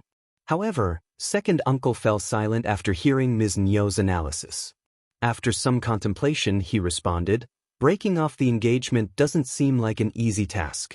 The Yu family is eager to become our in-laws, and they are unlikely to agree to it." Ms. Niu grew increasingly frustrated. Yu Xiaomiao is no longer worthy of being our daughter's spouse. It shouldn't be up to them whether they want to continue or not. We can offer them some money to end the engagement. Although typically frugal with money, Ms. Niu believed that securing a better marital prospect for her daughter was worth the expense. Convinced, second uncle agreed, saying, "All right then, find a trustworthy person who can negotiate with the Yu family regarding the cancellation of the engagement. Just state that the bride and groom's horoscopes do not align, and it is best to call it off." That sounds reasonable. And what about the money? Second uncle hesitated when it came to reimbursing the money they had received. How about 5 liang? Or perhaps 10? No, 8 liang should suffice.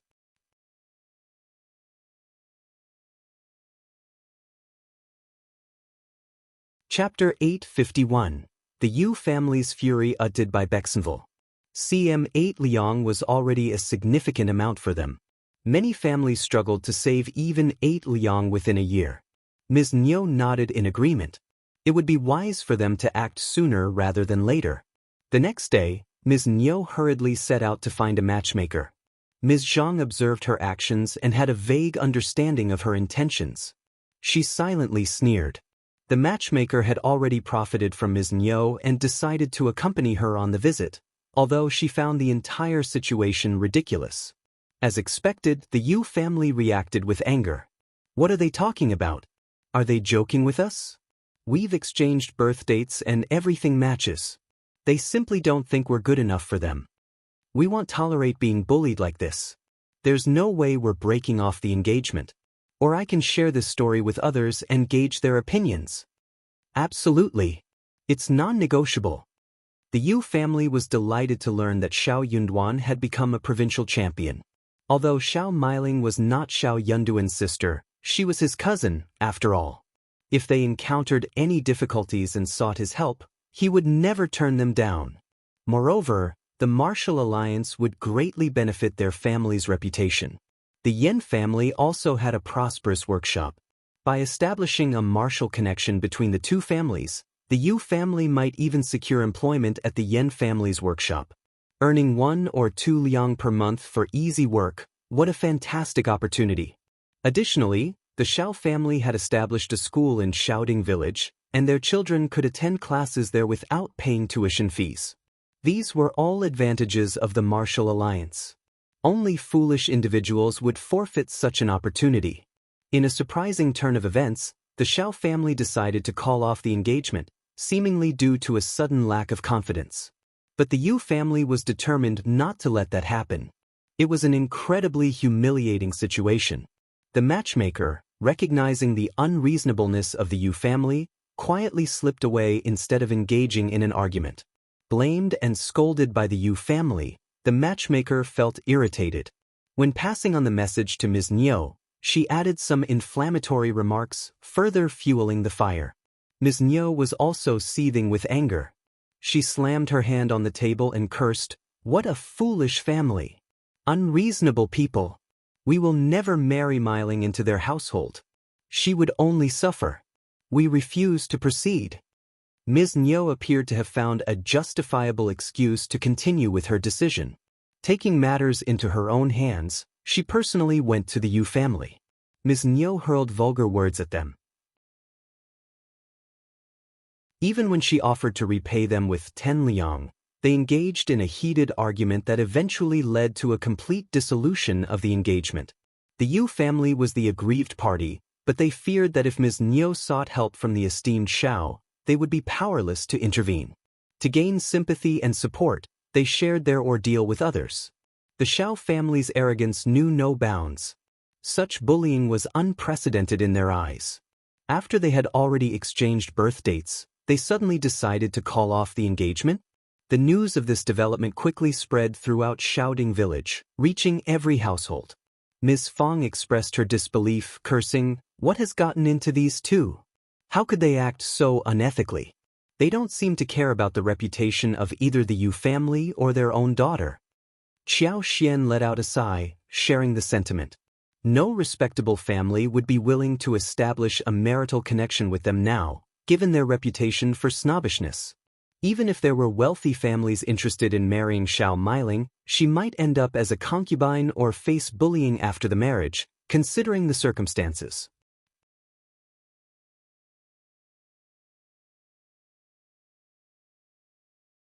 Chapter 852, Saving People Did by Bexenville. CM Translator. Henyi translations. Indeed, the intricacies of a marriage are often invisible to those outside of it. Only the couple themselves truly understand what goes on within their relationship. Each person must live their own life, making choices that are best for them.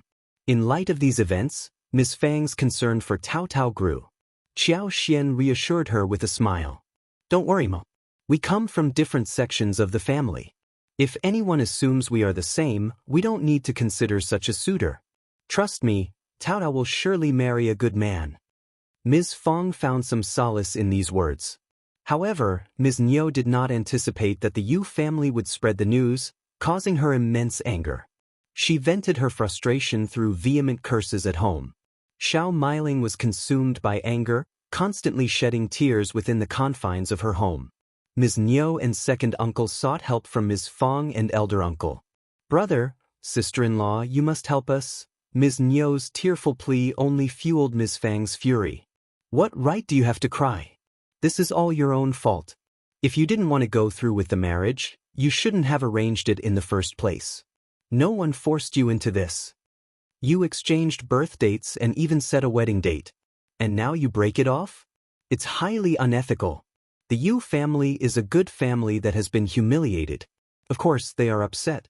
Wouldn't you be upset in their position? Elle didn't want to. But it's all your fault." Ms.Mi snapped at Ms. Fang.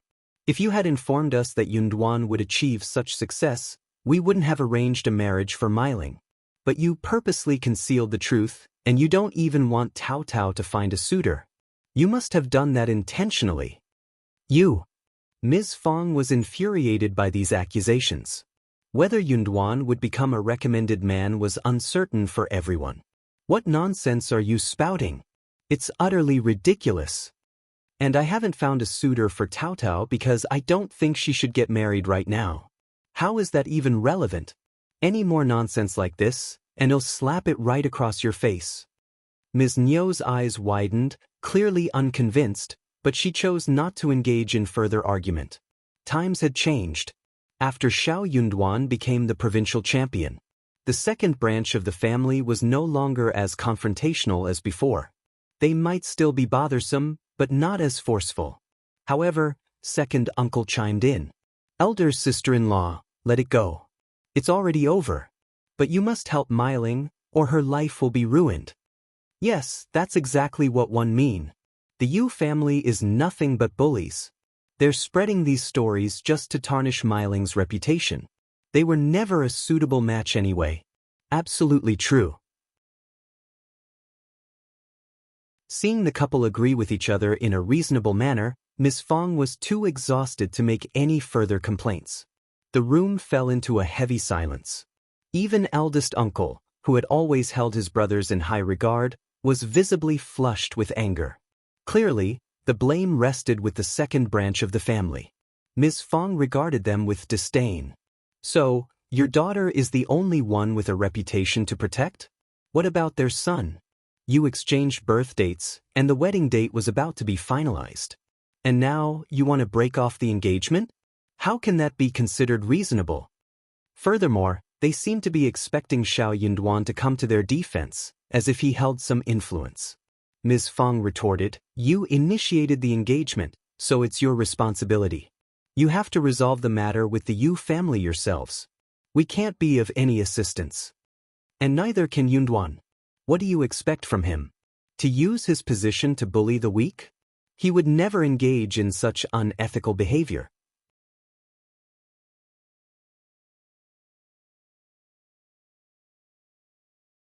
Chapter 853, Unethical Did by Bexenville. Sim eldest uncle felt a sense of pity for Xiao Meiling, unaware that Ms.Zhang had influenced her with the idea. He had intended to interject, but halted upon hearing Ms. Fang's words.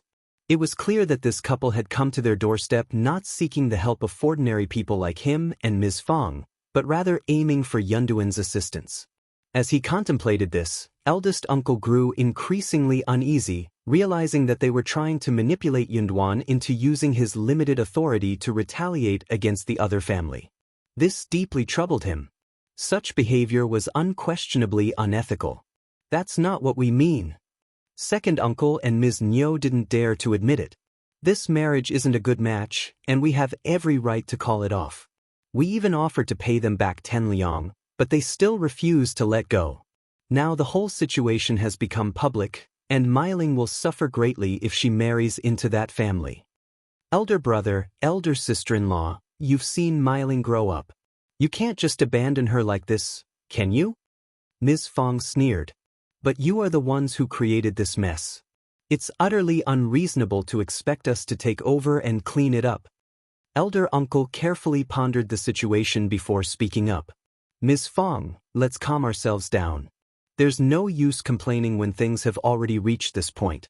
We need to come up with a solution to prevent Meiling's life from being ruined. True, elder brother is right.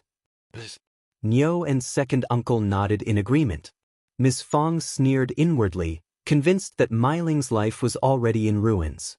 If only Meiling had the capacity to comprehend it, she would have despised her parents for their actions.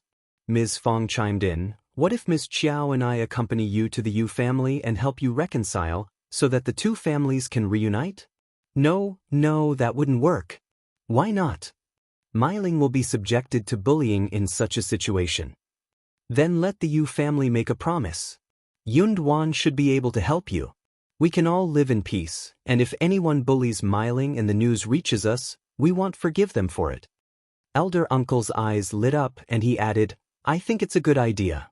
Whenever you have the opportunity, ask Meiling how she feels about it. We will seek justice for any girls who are bullied within our family, of course. If Meiling faces any mistreatment, Yunduan can step in.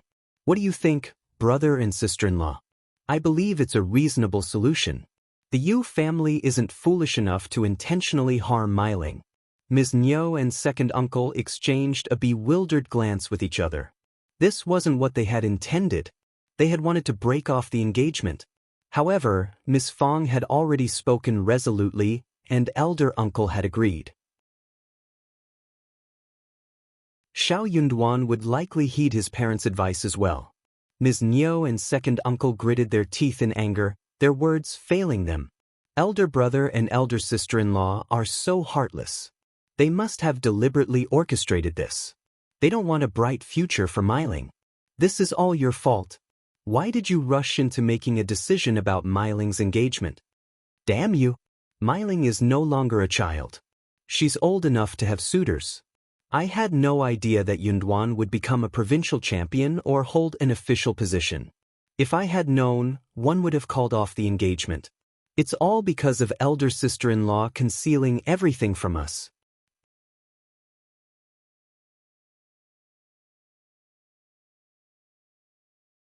Chapter 854, Braver Did by Bexenville. Ms.Mi and second uncle sighed repeatedly, feeling distressed and helpless. Xiao Meiling, on the other hand, was seething with anger and disappointment upon hearing the outcome. She cried incessantly and threw tantrums, declaring that she would rather die than marry into the Yu family. She couldn't bear to see Xiao Taotao living a better life than her. Niu and second uncle were somewhat swayed by their daughter's intense reaction. Their already negative opinion of the marriage worsened as they witnessed her emotional turmoil. But if the first section of the family refused to offer any assistance, what options did they have? The couple frowned, constantly mulling over the dire situation. Meanwhile, Ms.Zhang couldn't help but sneer inwardly, reveling in the chaos that had befallen the family, thanks to her cunning manipulation. Feeling a surge of arrogance, she concluded that her mother-in-law's family was utterly foolish, oblivious to being deceived. Encouraged by her perceived superiority, Ms. Zhang grew bolder and conceived another idea. The Yu family doesn't want to break off the engagement because they see our family as promising, hoping to gain benefits from us. But you are fifth cousin's cousin, and Taotao is his real sister. If he could marry Taotao, I believe the Yu family would gladly accept. What are you implying? Do you think I'm inferior to Taotao? Xiao Miling snapped. Ms. Zhang said, absolutely not. You've misunderstood me. One believe you are far superior to Taotao. What I meant was that the Yu family would see marrying Taotao as a more advantageous arrangement for them, as they could benefit more from it. Xiao Miling snorted, clearly displeased with the situation. However, she reluctantly admitted that Ms. Zhang's assessment had some truth to it. But don't mock us any further. Elder Aunt would never allow Taotao to marry into the Yu family. They aren't that kind-hearted. They would never allow Taotao to replace her as the bride. She had never even entertained the thought. A sinister smile crept across Ms. Zhang's face as she sneered, but what if that man from the Yu family forces something upon Tao, and Taotao has no choice but to marry him? Xiao Miling was taken aback, her eyes widening with curiosity. Tell me more. Ms. Zhang spoke in a mysterious tone. Yu Xiaomiao is coming here to bring us gifts, right? Let's gather the first section of the family and the third section of the family for a dinner. And when they have some drinks? Xiao Miling was surprised, a newfound understanding dawning upon her. I see. Enlighten me further. That seemed like a viable solution. Since the first section of the family had refused to help them and had effectively ruined her life, Xiao Miling felt no remorse towards them. She warned Ms. Zhang, never speak a word about this to anyone ever. Xiao Miling understood that it was not an honorable plan to be proud of, and it should remain a secret. Ms. Zhang agreed, knowing that discretion was crucial. Xiao Miling approached Ms. Niu with a sense of satisfaction, her confidence bolstered. Ms. Niu was taken aback upon hearing Xiao Miling's idea. But as she contemplated the situation, she realized something profound. It was a brilliant idea. Wasn't it too harsh on Taotao? Well, Ms. Fong had been cruel to them first, and they were merely reciprocating. The first section of the family had started it, and now the second section of the family would return the favor. Since Ms. Fong had believed that the Yu family was a suitable match, why not have Taotao marry into the Yu family? It would be a perfect fit, wouldn't it? Ms. Niu pondered over the idea, considering the best course of action. They needed a well-thought-out plan to ensure they wouldn't be caught by the first section of the family. Every detail had to be carefully executed, leaving no traces behind. Furthermore, they needed to establish a cooperative relationship with the Yu family, ensuring that Yu Xiaomiao would be on board with their plan. Ms. Niu had no doubts about the outcome. The Yu family would not be foolish enough to reject a marriage proposal for Xiao Yunduan's younger sister.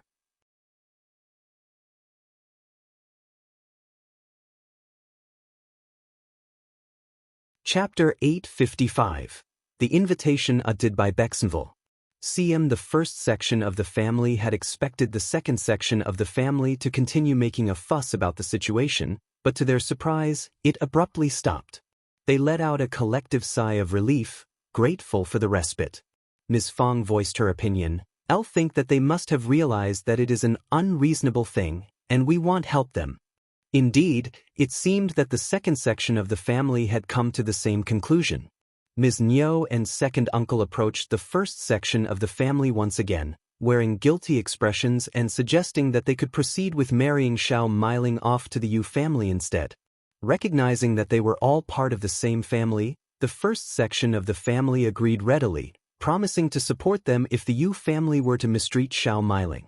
Feeling reassured, the second section of the family then mentioned that Yu Xiaomiao would deliver the presents in 3 days and invited the entire family to join them for dinner. The purpose was to showcase the unity within the family and to instill some fear in the Yu family, preventing them from seeking revenge. Both Ms. Fang and eldest uncle agreed wholeheartedly. With that, Ms. Niu and second uncle left with happiness in their hearts. Yang Xiaoni couldn't help but wear a smile as she addressed Qiao Xian. Did I misunderstand? Are second aunt-in-law and second uncle inviting the entire family for dinner? I thought it would only be our parents, fifth sister-in-law, and fifth brother. Qiao Xian chuckled, acknowledging that her third sister-in-law had a point. The second section of the family wasn't known for their generosity, so it was unexpected for them to invite the entire family instead of just the key members. Considering the first section of the family had a large number of people, including children, it would certainly be a bustling affair. Qiao Xian jokingly remarked, maybe second aunt-in-law and second uncle are feeling quite guilty and want as many of us as possible to support them when facing the Yu family. The idea sounded plausible to both of them. Yang Xiaoni sighed and nodded in agreement, saying, indeed, Miling is their daughter, and they want to ensure her future happiness. For the sake of their daughter's happiness, attending one dinner was a small price to pay. If it weren't for the intervention of someone from the Yu family approaching Ms. Fang and Xiao Yunduan, the first section of the family would have held on to their belief all along. Meanwhile, at the Yu family residence, Ms. Niu made a secret visit to her future in-laws and shared her plan. Mrs. Yu was persuaded and agreed to the arrangement. As long as they executed the plan effectively, it was crucial for Yu Xiaomiao to cooperate. He didn't need to know the details, and he wouldn't face any blame. They were well aware of the advantages that came with marrying the sister of an official. Nobody in the village would dare offend them, and the official would always prioritize the well-being of his sister. While the Yu family wasn't inherently greedy, they wouldn't pass up on such an opportunity for financial gain. Upon receiving the Yu family's assurance, Ms. Niu felt elated. It was an irresistible temptation that no one could refuse. Officials needed to maintain strong connections with other influential families. After Taotao's marriage, Xiao Yunduan would no longer have a sister, and he would need to forge a marital alliance with another family. Miling was the most suitable candidate for him to consider.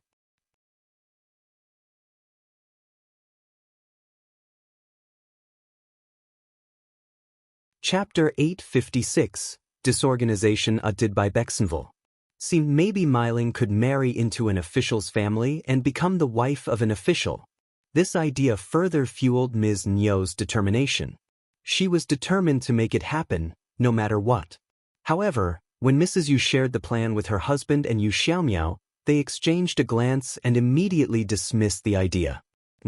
You even criticized Mrs. Yu for entertaining such a ridiculous notion. Ms. Niu's idea is preposterous. Why are you even considering it? Provincial Champion Xiao is a highly intelligent individual who can see through such schemes. Regardless of whether the plan succeeds or not, we would antagonize many people. The second section of the family is his own family, and he wouldn't target them. But we are outsiders. Have you thought about the consequences? Mrs. Yu remained unconvinced. But Xiao Taotao will be our daughter-in-law, and we are family as well. The first section of the family wouldn't harm their own daughter. We're not greedy people, we just want to live a decent life, that's all. Yu Xiaomiao sneered. Mom, he is the provincial champion and possesses various means to deal with us. If they seek revenge by ruining our siblings, do you have any control over that? The Yu family could never bear such consequences. Mrs. Yes' expression changed. No, it's impossible. We will be relatives by that time, and they would never stoop so low. Of course they would. Have you not heard what happened to the Zhao family? Mrs. Yu fell silent, her face turning pale. Indeed, she was well aware of the circumstances surrounding the Zhao family. Not everyone was oblivious to the truth. Young Master Zhao had some inkling about the first section of the Shao family's daughter-in-law, and soon after, they mysteriously vanished. People began to connect the dots and realized that there must have been some connection. The downfall of the Zhao family was evident. They deserved punishment, but the extent of the retribution seemed excessive. No one dared to question the Shao family's actions. No one dared to voice their approval either. Mrs. Yu remained stubborn, speaking through gritted teeth. But Taotao will be our daughter-in-law, and if they dare lay a finger on my son and daughter, I will make sure their daughter learns a lesson. It's only fair, as one would be her mother-in-law. Yu Xiaomiao sneered even more, his anger evident in his voice. You're really willing to entertain that thought, Mom? If you retaliate against their daughter, they could take it out on me. They might even divorce us. Provincial champion Shao is on the path to becoming an official, and even if he doesn't, the Shao family has many influential members who would never allow their sister to be mistreated. Mrs. Yu opened her mouth to respond but found herself at a loss for words. It was true. In reality, she was merely playing with empty threats. She lacked the courage to actually confront anyone. Mr. Yes' glare intensified. Now you realize how wrong you were, don't you? How could you agree to such a plan? I never knew you could be like this. Mrs. Yu felt her heart shatter but found herself unable to respond. She murmured, but I already made a promise to Ms.Mi. Father and son continued to glare at her, their disappointment evident. She gathered her courage and straightened her back. Why are you glaring at me like that? I'm doing this for Xiaomiao and for the sake of our family. Mr. Yu furrowed his brow, contemplating that once Xiaomiao got married, they should live separately. The two sons should reside in different places. They would live with their eldest son, whose wife would be in charge. Mrs. Yu would have no authority and would simply take care of her grandson and do some household chores. That would be her role. She couldn't be in a position of authority, or it would lead to trouble. Yu Xiaomiao interjected, that's your problem. I'm going to the shouting village to inform the first section of the family about this.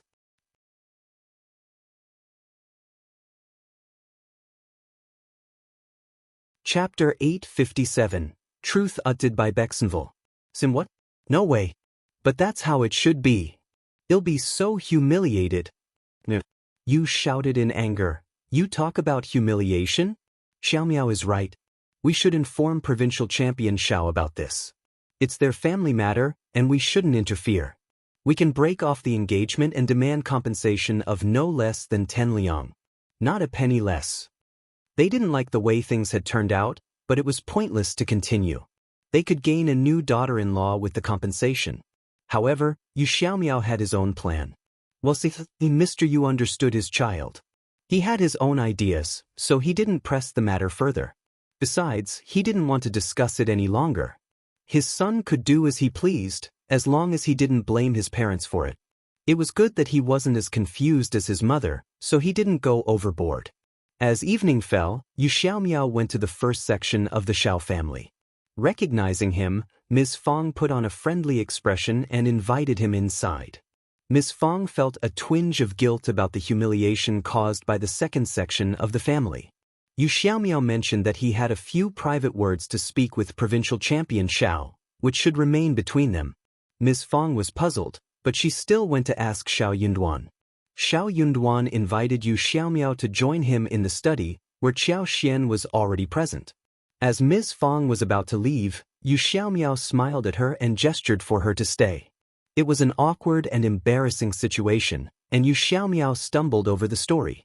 Ms. Fang's anger flared up as she snapped, How dare she? How dare she? She intends to frame Taotao. She's insane. I'll make sure she pays for this. Qiao Xian intervened. Mom, don't get worked up. She won't succeed. She should be the one feeling angry, not us.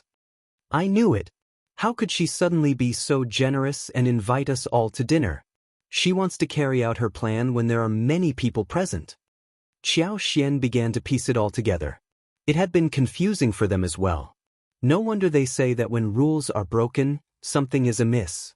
Yu Xiaomiao soon finished explaining the story. I apologize for my mother's confusion. My father and I didn't think it was a good idea at all. That's why we decided to inform you about this. Perhaps it's better this way.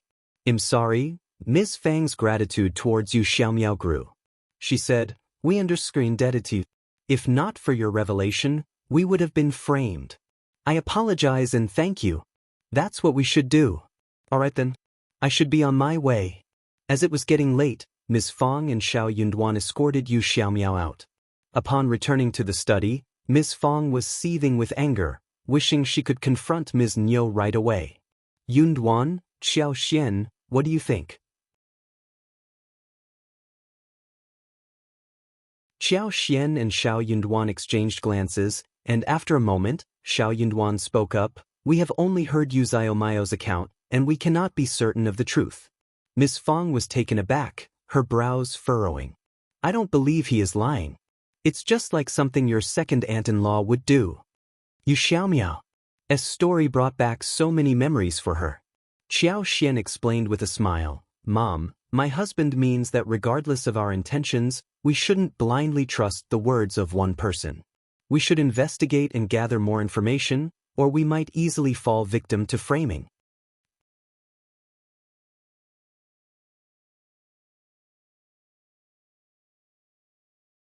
Chapter 858, Waiting Utted by Bexenville. See Ms. Fang comprehended the message. I'll understand. You're advising me not to act impulsively. She knew Ms. Niu's character, but what if someone else was involved? If she blindly believed that person and acted rashly, she could have made a grave mistake. Things were different now. She may have made mistakes in the past, but what if her son was implicated this time? Xiao Xian smiled. Mom, you're so perceptive. It's just a gentle reminder. Ms. Fang sighed, a smile forming on her face. Then remind me as much as you can. I'll keep them all in mind. Xiao Yunduan glanced at Xiao Xian with a tender expression. Having a wife who understood him and stood by his side brought him a happiness he couldn't find elsewhere. After a moment, Ms. Fang clenched her teeth. But I believe this is exactly what your second aunt-in-law would do. Let's catch her in the act, suggested Xiao Yunduan. Confronting her now wouldn't yield any admission. We have no evidence. She would likely accuse Yu Xiaomiao of harboring resentment over the broken engagement and attempting to frame her. It would only complicate matters further. Ms. Fang felt a wave of enlightenment. That's absolutely true. Ms. Niu's actions were indeed predictable. Alright, then let's catch her in the act. Should we inform Taotao about this so she can be prepared? Xiao Yunduan and Xiao Xian exchanged a glance, and Xiao Yunduan nodded. Yes, we should let her know. We'll discuss the plan further tomorrow. But let's keep this information from Dad for now. Xiao Yunduan couldn't rely on his father, who often seemed oblivious to such matters. Ms. Fang chuckled. Of course not. He would never believe us. Head go console the second section of the family, fearing they might be wrongly accused. Ha. Xiao Xian and Xiao Yunduan exchanged a bemused look as Ms. Fang left the room. Xiao Yunduan's expression turned serious as he sighed, massaging his forehead. Things would have been much simpler if he hadn't decided to pursue a career as an official. He now had to consider numerous factors, and it was hard to determine if his family might become the target of some conspiracy. Thankfully, his mother possessed a clear mind. Xiao Xian sighed. Yu Xiaomiao seems like a level-headed person. Xiao Miling is fortunate to marry him, and it's surprising that the second aunt-in-law refuses to believe it. Xiao Yunduan smiled. I'm not sure what makes her so confident. Xiao Xian pondered for a moment and smiled as he asked, Yu Xiaomiao is quite intriguing. I believe he still wants to marry Miling. What do you think? Xiao Yunduan nodded, a grin forming on his face. It would be ideal if he marries Xiao Miling. He seems capable of keeping her in check. As cousins from the second and first sections of the family, Xiao Miling was known for her strong-willed and outspoken nature. Once she was married, it would be challenging to rein her in. If someone were to try and manipulate her, she might even become a force to be reckoned with. If her husband possessed the ability to manage her and handle situations wisely, it would make things much smoother. Otherwise, they could face considerable trouble in the future. When that time came, it might not be possible for the first section of the family to remain uninvolved. Xiao Yunduan was delighted to assist Xiao Miling in marrying into the Yu family, rather than allowing her to choose an uncertain partner. The second aunt-in-law opposed this potential son-in-law, hoping that Taotao would take over instead. However, Xiao Yunduan had no intention of allowing that to happen. He wanted to show her the consequences of her actions, to make her understand the meaning of reaping what you sow. They engaged in a lengthy discussion about the plan before finally retiring for the night.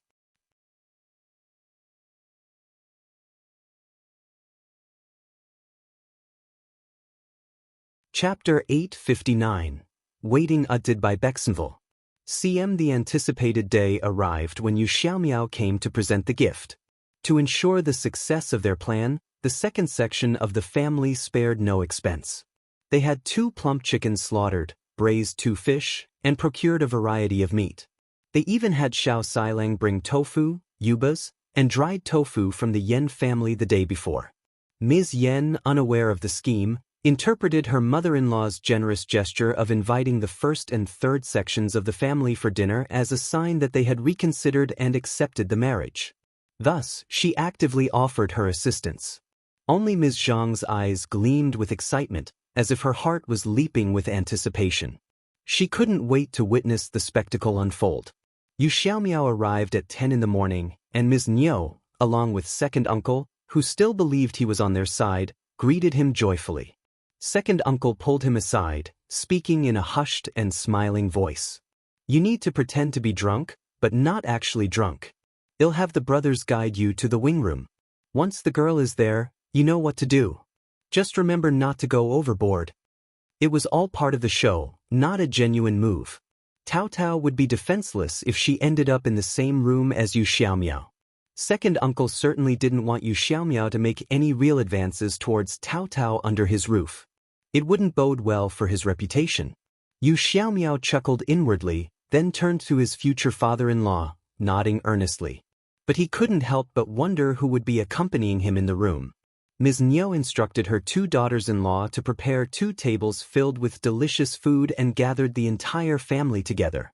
Yang Xiaoni openly praised Ms. Niu for her generosity, which made Ms. Niu feel uneasy. Generous? She was coerced into this. She had no desire to do any of it. Xiao Lulang was absent. Third uncle claimed he was too busy studying and couldn't join for lunch. Niu and second uncle had invited so many people with the intention of creating chaos, making it easier to execute their plan. They also wanted witnesses to avoid any potential denials. Xiao Lulang's absence didn't concern them. Eldest uncle expressed great concern for Xiao Lulang, saying emotionally, Lulang is working so hard now. Please take care of him and make sure he doesn't overexert himself. Ms.Mi sighed, feeling worried. She refrained from boasting about her son as she had done before. Third uncle beamed with pride. Lulang must have thought it through. I'm confident he'll make it next year. He's ambitious and he promises us a future filled with happiness as he pursues his path to becoming an official. The table was set with various dishes, and Xiao Xiaoji, Taotao, and Ms.Zhang enjoyed their meal in the kitchen with Xiao Miling, while the rest of the family gathered around the table in the hall. The table was filled with an abundance of dishes, and 2 jars of wine were prepared.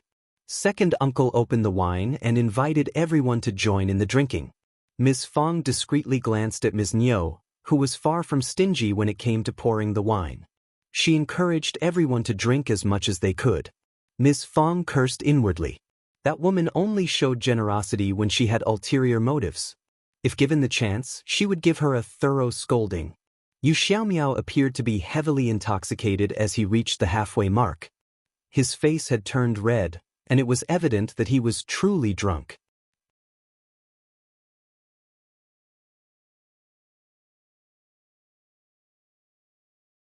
Chapter 860. Coldness Utted by Bexenville. Third uncle playfully teased second uncle. Looks like your son-in-law has a low alcohol tolerance. He's already drunk after just a little wine. People have different drinking capacities. He's drunk, so he needs some rest. We can continue celebrating, second uncle replied with a smile. He then turned to Xiao Sanlang and said, Xiao Sanlang, help you Xiaomiao to the wing room with Qi for some rest. Xiao Sanlang and Qi were unaware of the situation but agreed to assist, helping Yu Xiaomiao up from his seat.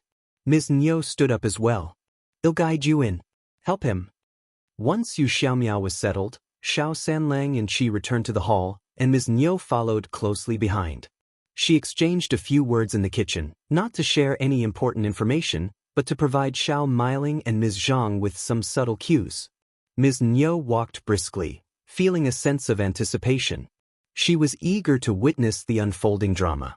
After completing her task, she planned to find an excellent match for her own daughter, making Taotao envious for the rest of her life. Xiao Miling and Ms. Zhang exchanged a knowing glance and couldn't help but feel pleased. Soon, they finished their meal. Xiao Miling mentioned that she had something to discuss privately with Taotao. Xiao Xiaozhi felt slightly displeased being left alone. However, with Xiao Miling's impending marriage, the cousins decided to set aside any grievances during this joyous occasion. So Taotao followed Xiao Miling to another location. Taotao's heart sank, overcome by a chilling sense of unease. If her mother hadn't given her a warning beforehand, she would have been completely unprepared for this situation.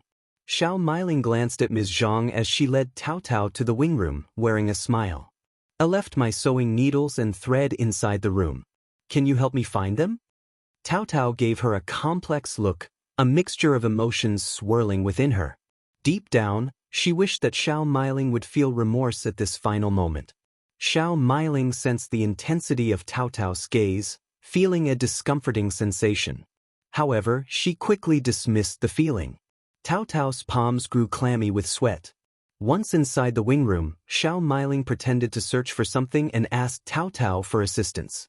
Soon, Ms. Zhang called Xiao Miling out of the room, and Xiao Miling instructed Taotao to continue searching while she stepped away momentarily.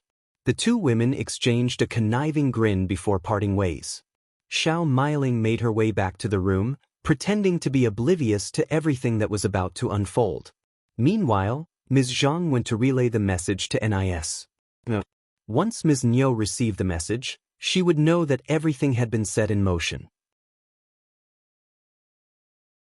Inside the wing room, Yu Xiaomao's task was to embrace Taotao, unaware that she was not Xiao Miling. He wouldn't be held accountable for his actions. Ms. Nyo's face lit up with a bright smile upon seeing Ms. Zhang. She turned to Xiao Sanlang and said, Sanlang, could you please check on Xiaomiao? I'm feeling a little concerned. Qi had already gone after the food was finished. The first section of the family needed to witness this firsthand. As soon as Xiao Sanlang raised his voice, they would all rush in that direction. Xiao Sanlang agreed, setting his chopsticks down and leaving the table. Soon, a scream echoed through the air. What's happening here? What's going on? What happened to Sanlang? Let's all go and see. Nyo hurriedly dashed out of the hall. Ms. Qiao, Xiao Yunduan, and Ms. Fang, who were privy to the plan, could only shake their heads in disbelief. Nyo was certainly driven by her own motivation. Ms. Fang sneered. Let's all go and have a look.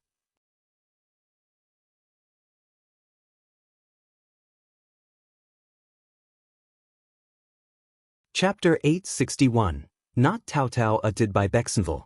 See Ms. Nyo, filled with confidence, continued to shout before entering the room, Oh, Tao, what are you doing here? Oh my God, what is happening?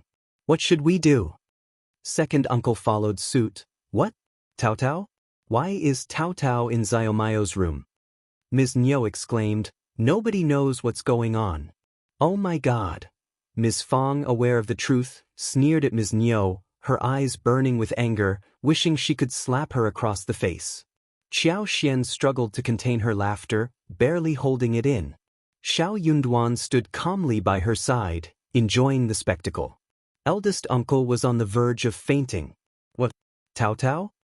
He rushed forward and opened his eyes, only to be taken aback. Wait a minute. The girl sitting on the floor in the intoxicated Yu Xiaomao's arms was not Taotao at all. It was Miling. But hearing his brother and sister-in-law's persistent calls, eldest uncle began to doubt himself. He rubbed his eyes and looked closely.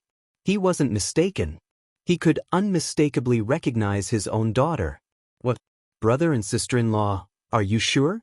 This is Miling. Ms. Fong burst into laughter and turned to Ms. Nyo, saying, honestly, second sister-in-law, instead of just shouting, open your eyes and see who is in your son-in-law's arms. It's Miling. Why do you keep shouting Taotao? What's the meaning of this?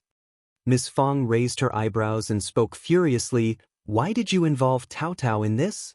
Are you trying to ruin Taotao's reputation? Ms. Nyo and second uncle were taken aback, their faces filled with shock. They looked in the direction pointed out and stood there, dumbfounded. That's Miling. Why Miling? What is happening? Ms. Nyo, pulling Yu Xiaomiao away, snapped at Ms. Zhang and Ms. Yen, why are you just standing there? Help her up. What is happening? It's your fault. Ms. Fong sneered and spoke fiercely, why did you think it was Taotao? Ms. Nyo and second uncle were bewildered. Ms. Nyo stammered, I was mistaken. How coincidental, Xiao Yunduan calmly remarked. Both of you were mistaken? Second uncle forced a smile. Elle heard your second aunt-in-law shouting Tao, so I thought, oh really? So you actually believed it was Taotao? Ms. Fong sneered. Second uncle was taken aback. That can't be true. Ms. Fong said proudly, it seems that Miling truly loves her suitor. Otherwise, she wouldn't have come to see her fiancé in person. But why did she faint? It seems like a destined marriage. Ms. Nyo felt as if she were about to collapse. She glared at Ms. Fong but couldn't do anything about it. She had to endure all the humiliation coming from Ms. Fong. Ms. Fong gave her a disdainful look, snorted with irony, and said, I'm sure you have a lot to deal with right now, so we'll leave you to it. Goodbye. Let's go, old man. Ms. Fong pulled elder uncle out of the room. As they left, elder uncle was about to say something. He also sensed that something was amiss here, but he couldn't bring himself to ask what it was.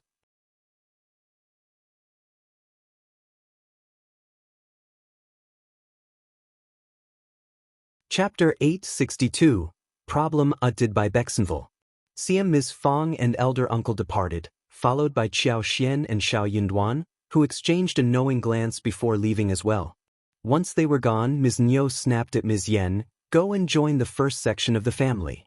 Erlang and Silang, both of you, leave us. Ms. Yen was taken aback by her mother-in-law's anger but understood that it was best to comply. She nodded and left the room. Mom. Xiao Erlang and Xiao Silang hesitated, reluctant to leave. They were displeased with Yu Xiaomiao's behavior and were curious about why Miling was present and had fainted. It all seemed highly peculiar, and they wanted answers. However, second uncle grew impatient. Just get out of here. Stop murmuring. The two brothers were startled but decided it was best to leave. They remained silent and exited the room, knowing that their parents would uncover the truth eventually. Their presence would be of little use at the moment. Once the unrelated individuals had departed, Ms. Nyo and second uncle turned to Yu Xiaomiao, their faces filled with anger. What are you doing here? What happened? What did you just do? Why is Miling here? Where is Tao? She was supposed to be here, Ms. Nyo exclaimed, frustration evident in her voice. Yu Xiaomiao had sobered up and spoke in a more composed manner. How was I supposed to know? You instructed me to pretend to be drunk and you would take care of the rest. You assured me that Taotao would be brought here so that one would be found in the same room with her, forcing her into marriage with me. But instead, it was Miling who ended up here. I'm just as confused as you are. Stop arguing. Second uncle interjected, raising his voice. You were only pretending to be drunk. Miling couldn't have arrived here on her own. That's right, you were just pretending.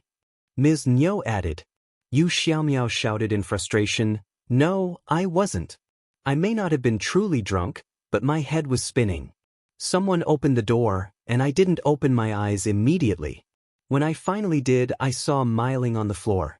It startled me, so I got off the bed to check on her. Then Xiao Senlang arrived, followed by all of you. The room was filled with tension as they tried to make sense of the situation and understand how Miling had ended up in that room instead of Taotao. Second uncle and Ms.Mi were filled with a mixture of anger and regret, unable to find the right words to express their emotions.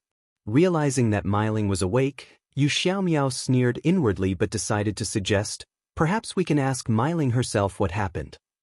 Mi was lying in the bed where Yuezheng had been pretending to sleep. Given their engagement, it was not inappropriate for them to be in the same room. Ms.Mi glared at Yuezheng and shook Mi to wake her up. Mi slowly opened her eyes, looking confused. "What happened to me? Mom, where is Taotao? What happened to her? I bet she's crying, isn't she?" Her eyes sparkled with a mix of anxiety and cunningness.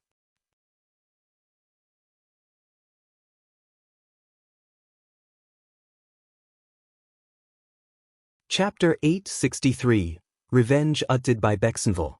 Calm. Ms.Mi struggled to find the right words to respond to Mi questions.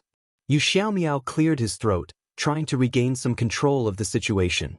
Mi shouted at him, "Mom, why is he here? Where is Taotao?" Having recognized Yuezheng, Mi's eyes widened in shock. She turned to second uncle and demanded, "Did you bring Taotao here? Why was I in Yuezheng's arms when you entered?" Second uncle clenched his teeth, his eyes filled with anger. "Why are you shouting? Explain why you were with Yuezheng when we arrived." "That's impossible." Mi stared at Yuezheng. "Did bring Tao here?" Her voice gradually trailed off, and panic set in. She tightly gripped Ms.Mi's sleeves. Intended to return to the kitchen, but someone struck me on the head. I was knocked unconscious. And now I'm here. Mom, what's happening? Can you explain? What? You were knocked unconscious? Who could have done it? Second uncle and Ms.Mi exchanged panicked glances, their shock evident. The three of them engaged in a lengthy discussion, attempting to piece together the sequence of events. However, the most perplexing question remained. Who had knocked out Mi and brought her to this room? It must have been someone from the first section of the family. No one else would do such a thing to us. How terrible, how dreadful. Dad, Mom, I refuse to marry into the Yu family. I don't want to. It was supposed to be Taotao, not me. Enough. Shut up. We can't let this go. We must confront the first section of the family and demand answers. Suddenly, the door was forcefully kicked open, and Ms. Fong barged in, heading straight for Ms.Mi. Before Ms.Mi could react, Ms. Fong grabbed her hair and pulled it violently. Ms. Fong screamed as she struck Ms.Mi. "You wicked woman! How dare you try to frame Taotao? How dare you? No wonder you suddenly changed your mind about breaking off the engagement. You wanted my Taotao to lure your daughter's place. You wicked witch!" Ms. Fong continued to scream in anger, delivering blow after blow to Ms.Mi, who cried out in pain. Mi stood frozen, trembling in fear. She was too terrified to even cry. "Stop it, elder sister-in-law. Stop." Second uncle pleaded desperately, wanting to intervene but hesitating. He had lost much of his confidence after everything was exposed. "Elder brother, tell elder sister-in-law to stop," he urged, looking at elder uncle. Elder uncle appeared to be lost, as if his spirit had been crushed. Second uncle continued to implore him. Eldest uncle observed the scene but remained silent, struggling to find his own words. Eldest uncle realized that he couldn't order Ms. Fong to stop her actions.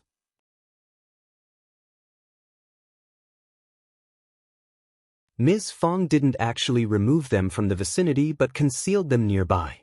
He felt irritated by the idea of eavesdropping, but Ms. Fong insisted that he should witness the unfolding events, which left him perplexed. Then she instructed him to listen, questioning his integrity. Why would he eavesdrop on his brother and Yuezheng discussing what had transpired? But Ms. Fong compelled him to hear the truth. And that was exactly what he heard. After a while, Ms. Fong released her grip on Ms.Mi, having momentarily satisfied her anger.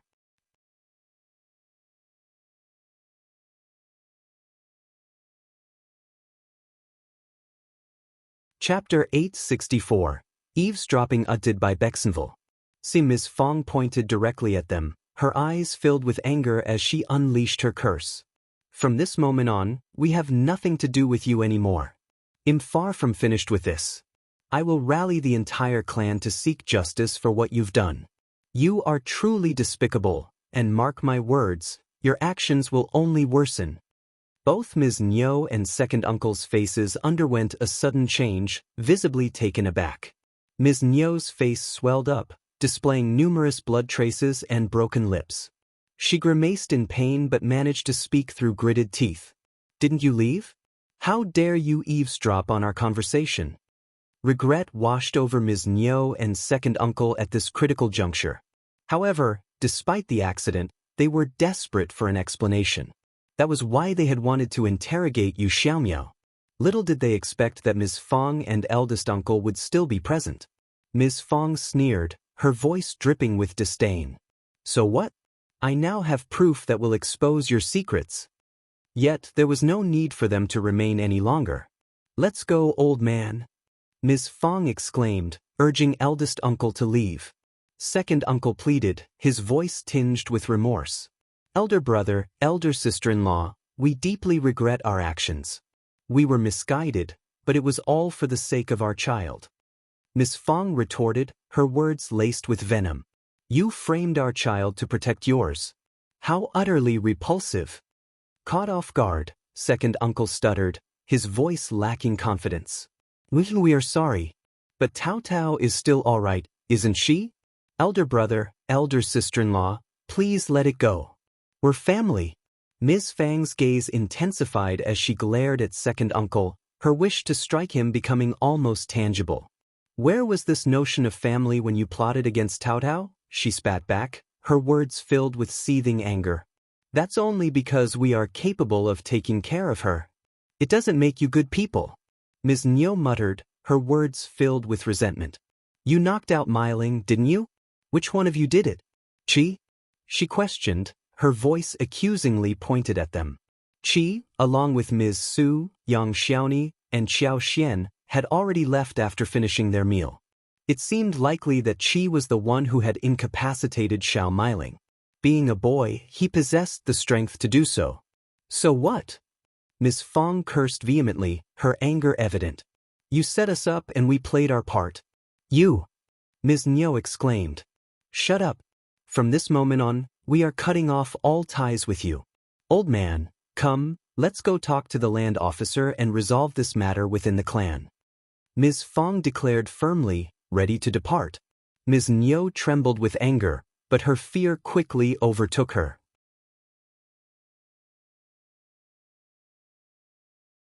Hurriedly, she moved to stop Ms. Fong and second uncle joined her in their attempt.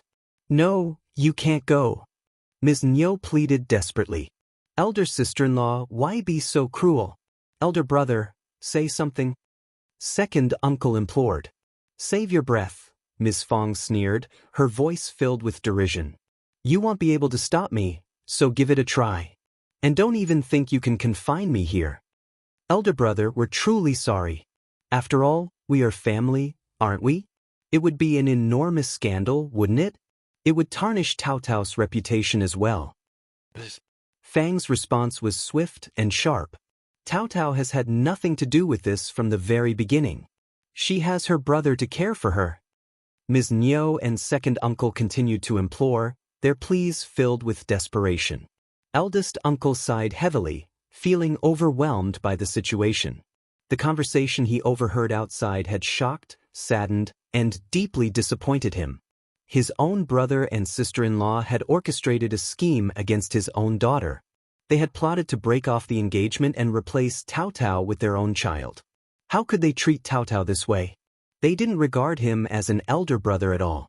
However, despite his inner turmoil, Taotao had remained unharmed.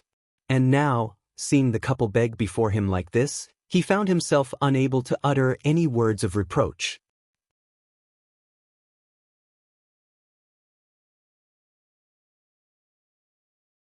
Chapter 865. Second sister-in-law's idea uttered by Bexenville. If news of this situation were to spread, their own family would become a laughingstock, which was far from desirable. Eldest uncle turned towards Ms. Fang, his voice barely audible as he suggested, "What if we persuade the two couples to admit their mistakes and make a promise? Let's just let it go. Our family's reputation will suffer as well." Ms.Mi and second uncle expressed their agreement with cheers and nods.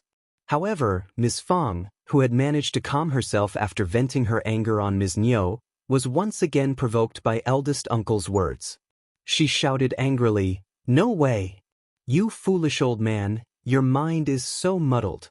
If it weren't for Taotao's luck, we would be the ones suffering here. Your brother and sister-in-law are nothing but trash. They were trying to ruin Taotao's life. And you old fool, agree just because of a few tears and insincere words. What do you truly think of Taotao in your heart? Is she your daughter? Let me tell you, I will never agree to this solution. And ask our sons, do you think they would agree? Taotao has done nothing wrong, and neither have we. What does a mere name matter? There's no way we will ever agree to it." Ms. Fang had no intention of making peace, and she even berated eldest uncle, leaving him dumbfounded. Second uncle and Ms.Mi were equally stunned. As Ms. Fang rushed out, the two of them stood frozen, not daring to stop her in any way. Xiao Meiling suddenly jolted awake. If this matter were to be brought before the clan, the first section of the family would undoubtedly side with their own family, causing them to lose everything. She shouted, desperation evident in her voice. "It was second sister-in-law's idea, it was all her doing. It has nothing to do with my parents. Elder aunt, if you want to blame someone, blame second sister-in-law. It was her idea." Everyone was taken aback, their expressions filled with shock. Second uncle and Ms.Mi shared in the same astonishment. Ms. Fang also came to a halt, turning to face Xiao Meiling with a cold gaze. Xiao Meiling recoiled, her voice trembling as she confessed, "I never intended to break off the engagement, but one day, second sister-in-law approached me." In that moment, Xiao Meiling forgot about the promise she had made to Ms.Zhang. She didn't even recall the agreement they had reached. Being a selfish woman who harbored dislike for Ms.Zhang, Xiao Meiling felt no remorse for betraying her.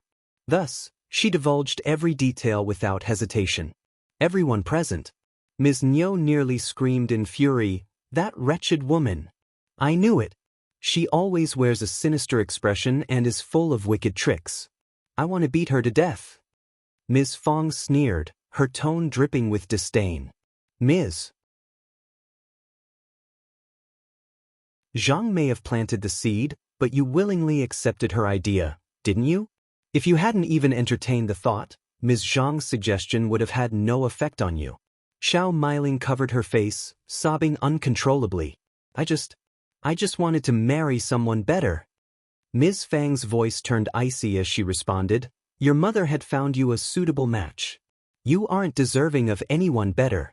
Let me make it clear, if you ever try to benefit from Yunduan's troubles, I will tear you apart." Xiao Meiling trembled in fear, not daring to utter a single word. It wouldn't be long before Ms. Zhang arrived, escorted by others. Yu Xiaomiao felt a sense of speechlessness in the midst of it all.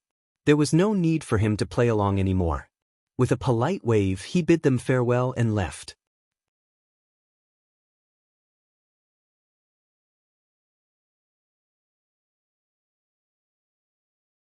Chapter 866, Ms. Zhang's Embarrassment uttered by Bexenville. Ms.Mi and second uncle felt a deep sense of embarrassment. They had allowed their prospective son-in-law to witness this chaotic situation, and it exposed their lack of self-esteem. They couldn't find any words to undo what had already transpired.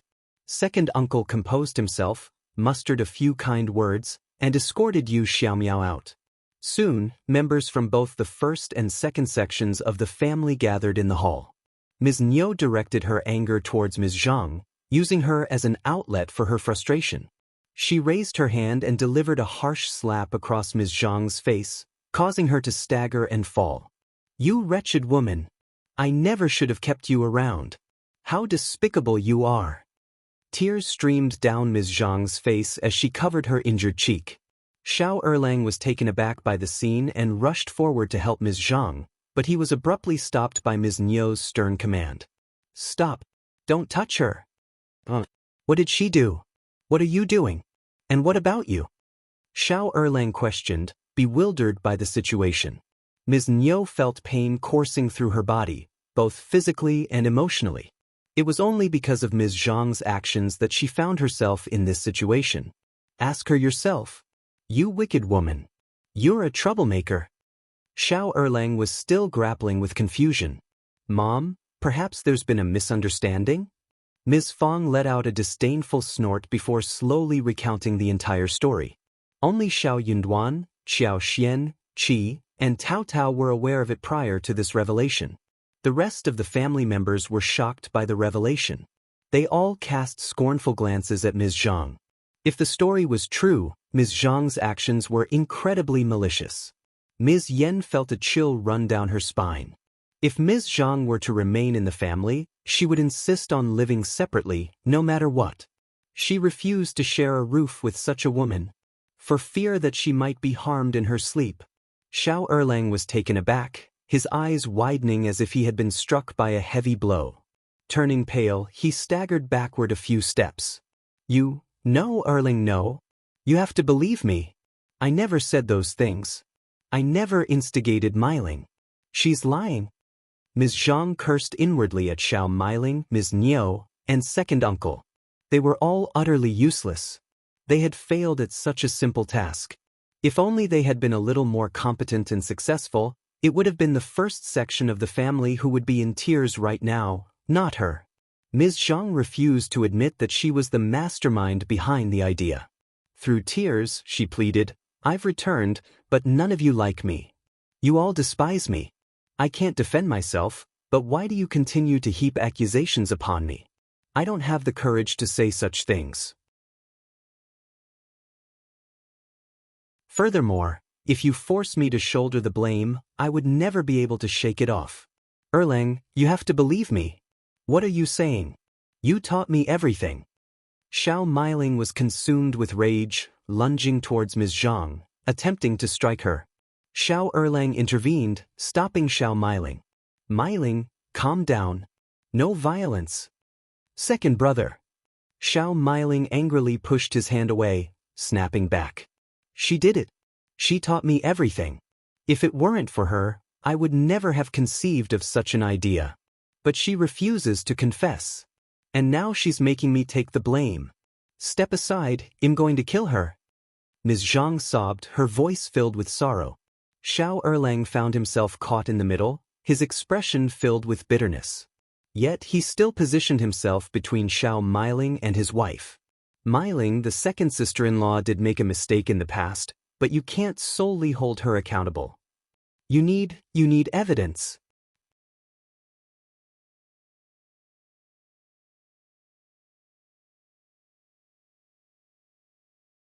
Chapter 867. A Potential Harm Did by Bexenville. I am so furious. Xiao Miling seethed with anger. She told me when there were only two of us. I can't find any evidence.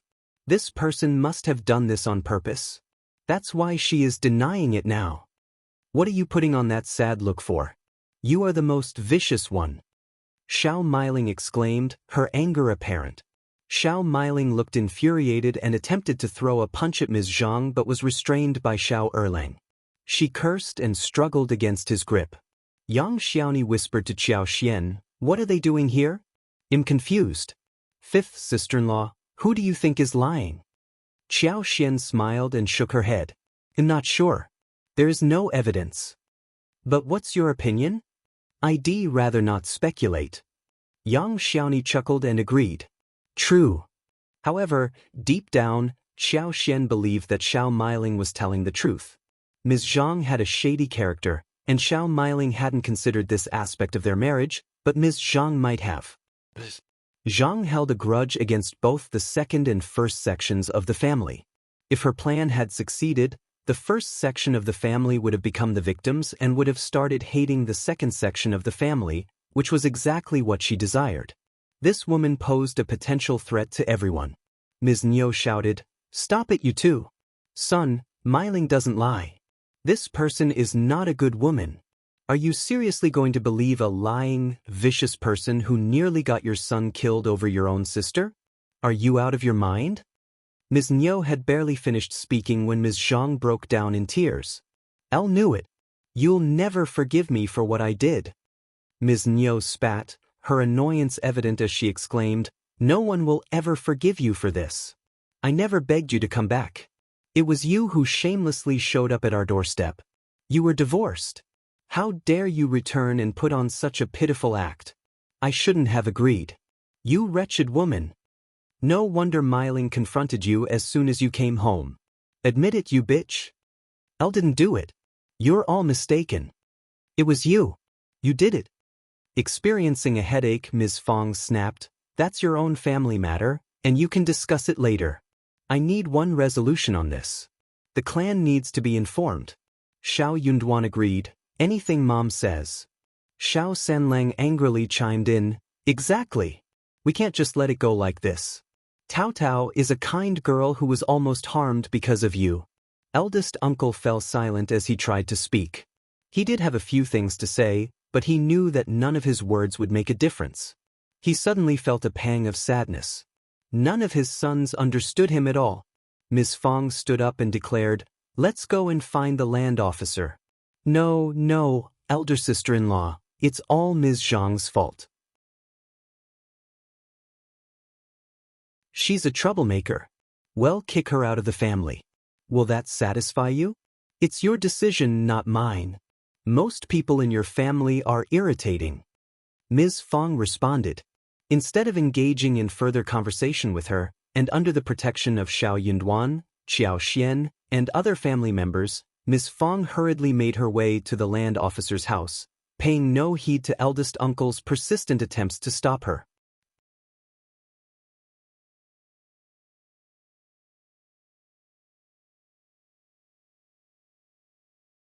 Chapter 868. Not Family Anymore, uttered by Bexenville. Ms. Fong was adamant about obtaining a satisfactory resolution. Ms.Mi and second uncle were shocked and couldn't let the first section of the family handle the situation alone. They brought along Xiao Myling and had Ms.Zhang escorted while they ascended together with Xiao Erlang.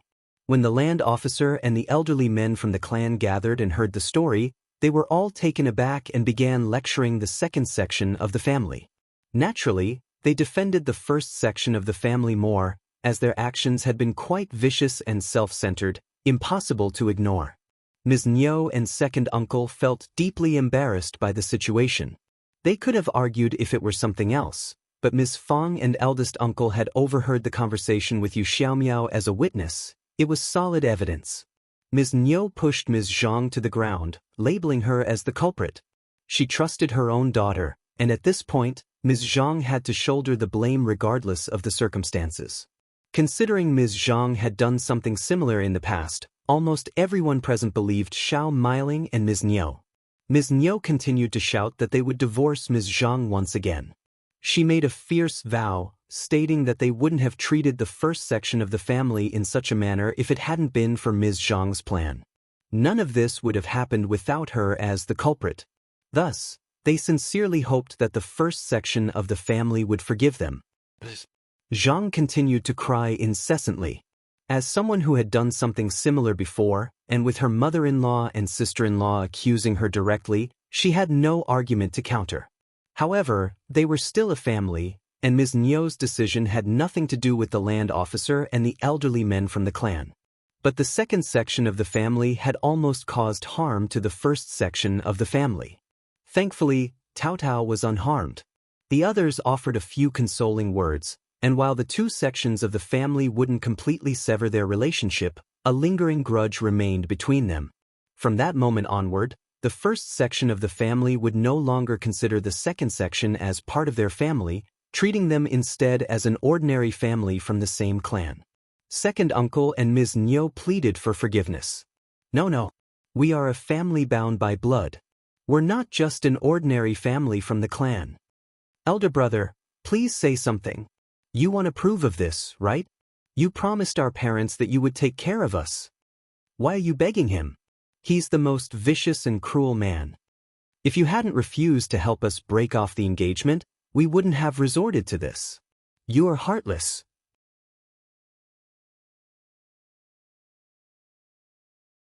Eldest uncle let out a heavy sigh, and Ms. Fong, Xiao Yunduan, Xiao Sanlang, and even Xiao Dong looked at him expressionlessly.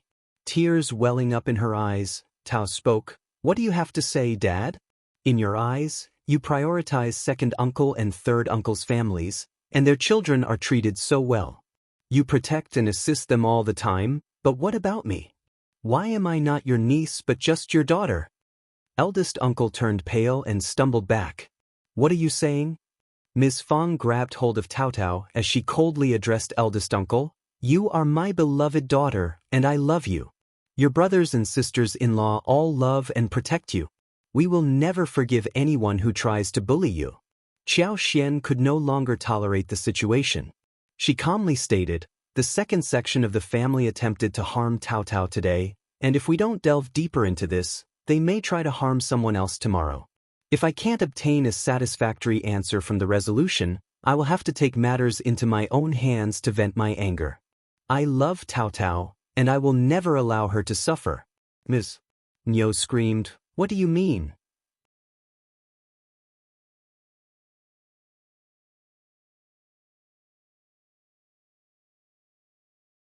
Chapter 869. Paying Back a Debt by Bexenville. CM Xiao Xian's smile was fleeting. "We will repay you in the same way you hurt us." Nyo was taken aback. "What do you mean?" Xiao Xian continued, "We will employ the same methods you used against us." Ms. Nyo, second uncle, and Xiao Erlang all turned pale. "That won't work. It's impossible." Ms. Fong sneered. "You can frame us, but we can't do the same to you? That doesn't sound fair." Second uncle and Ms. Nyo were left dumbfounded. Indeed, they could frame the first section of the family because they believed eldest uncle would always defend them, giving them the freedom to do as they pleased. Their best course of action now was to offer an apology. However, what if the first section of the family didn't like them and wanted to frame them in return? They would be incapable of defending themselves. They had never considered this before. It had never occurred to them that while they devised various schemes to torment the first section of the family, the same tactics could be used against them. Second uncle and Ms. Nyo couldn't help but tremble. Xiao Xian stopped looking at them. Eldest uncle felt a profound sense of despair but dared not utter a word. He had no control over Xiao Xian, Xiao Yunduan, Ms. Fong, or anyone else in his family. One wrong word, and his brother's family would face even harsher consequences. Inwardly he sighed, what had caused all of this? This incident would be accurately recorded in the clan's records. The land officer had tried to conceal the entire affair to prevent their reputations from being tarnished. But Xiao Yunduan rejected the proposal. He urged the land officer to make the truth public. He wanted everyone to clearly understand the true relationship between the first and second sections of the family, ensuring that the latter wouldn't carry out any unpleasant acts under the guise of the former. Second uncle and Ms. Nyo were furious but lacked the courage to say anything after hearing Xiao Xian's threat. News of the incident quickly spread, shocking the entire village. Many people criticized Ms. Nyo for her foolishness. What was she thinking? It was fortunate that Taotao was unharmed. If something had happened to her, there would be no evidence to prove that Ms. Nyo was responsible. However, the first section of the family would never forgive them either. To make matters even more absurd, they even attempted to find a better suitor for Xiao Miling through Xiao Yunduan. It was utterly ridiculous. Upon returning home, Ms. Nyo was consumed by anger. She slapped and kicked Ms.Zhang, shouting at Xiao Erlang and demanding that he divorce her once again. Ms.Zhang crumpled to the ground, sobbing uncontrollably with her head lowered. Xiao Erlang found himself torn. He knelt down and pleaded with his mother to forgive Ms.Zhang.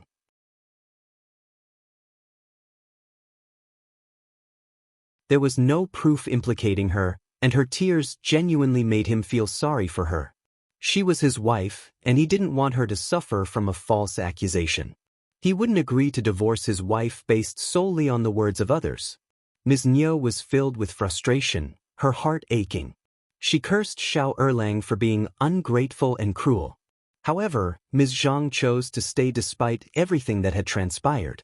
Ms. Nyo and second uncle became increasingly concerned about Xiao Miling's marriage. Since Xiao Miling and Yu Xiaomiao had been alone in a room together, they were compelled to get married.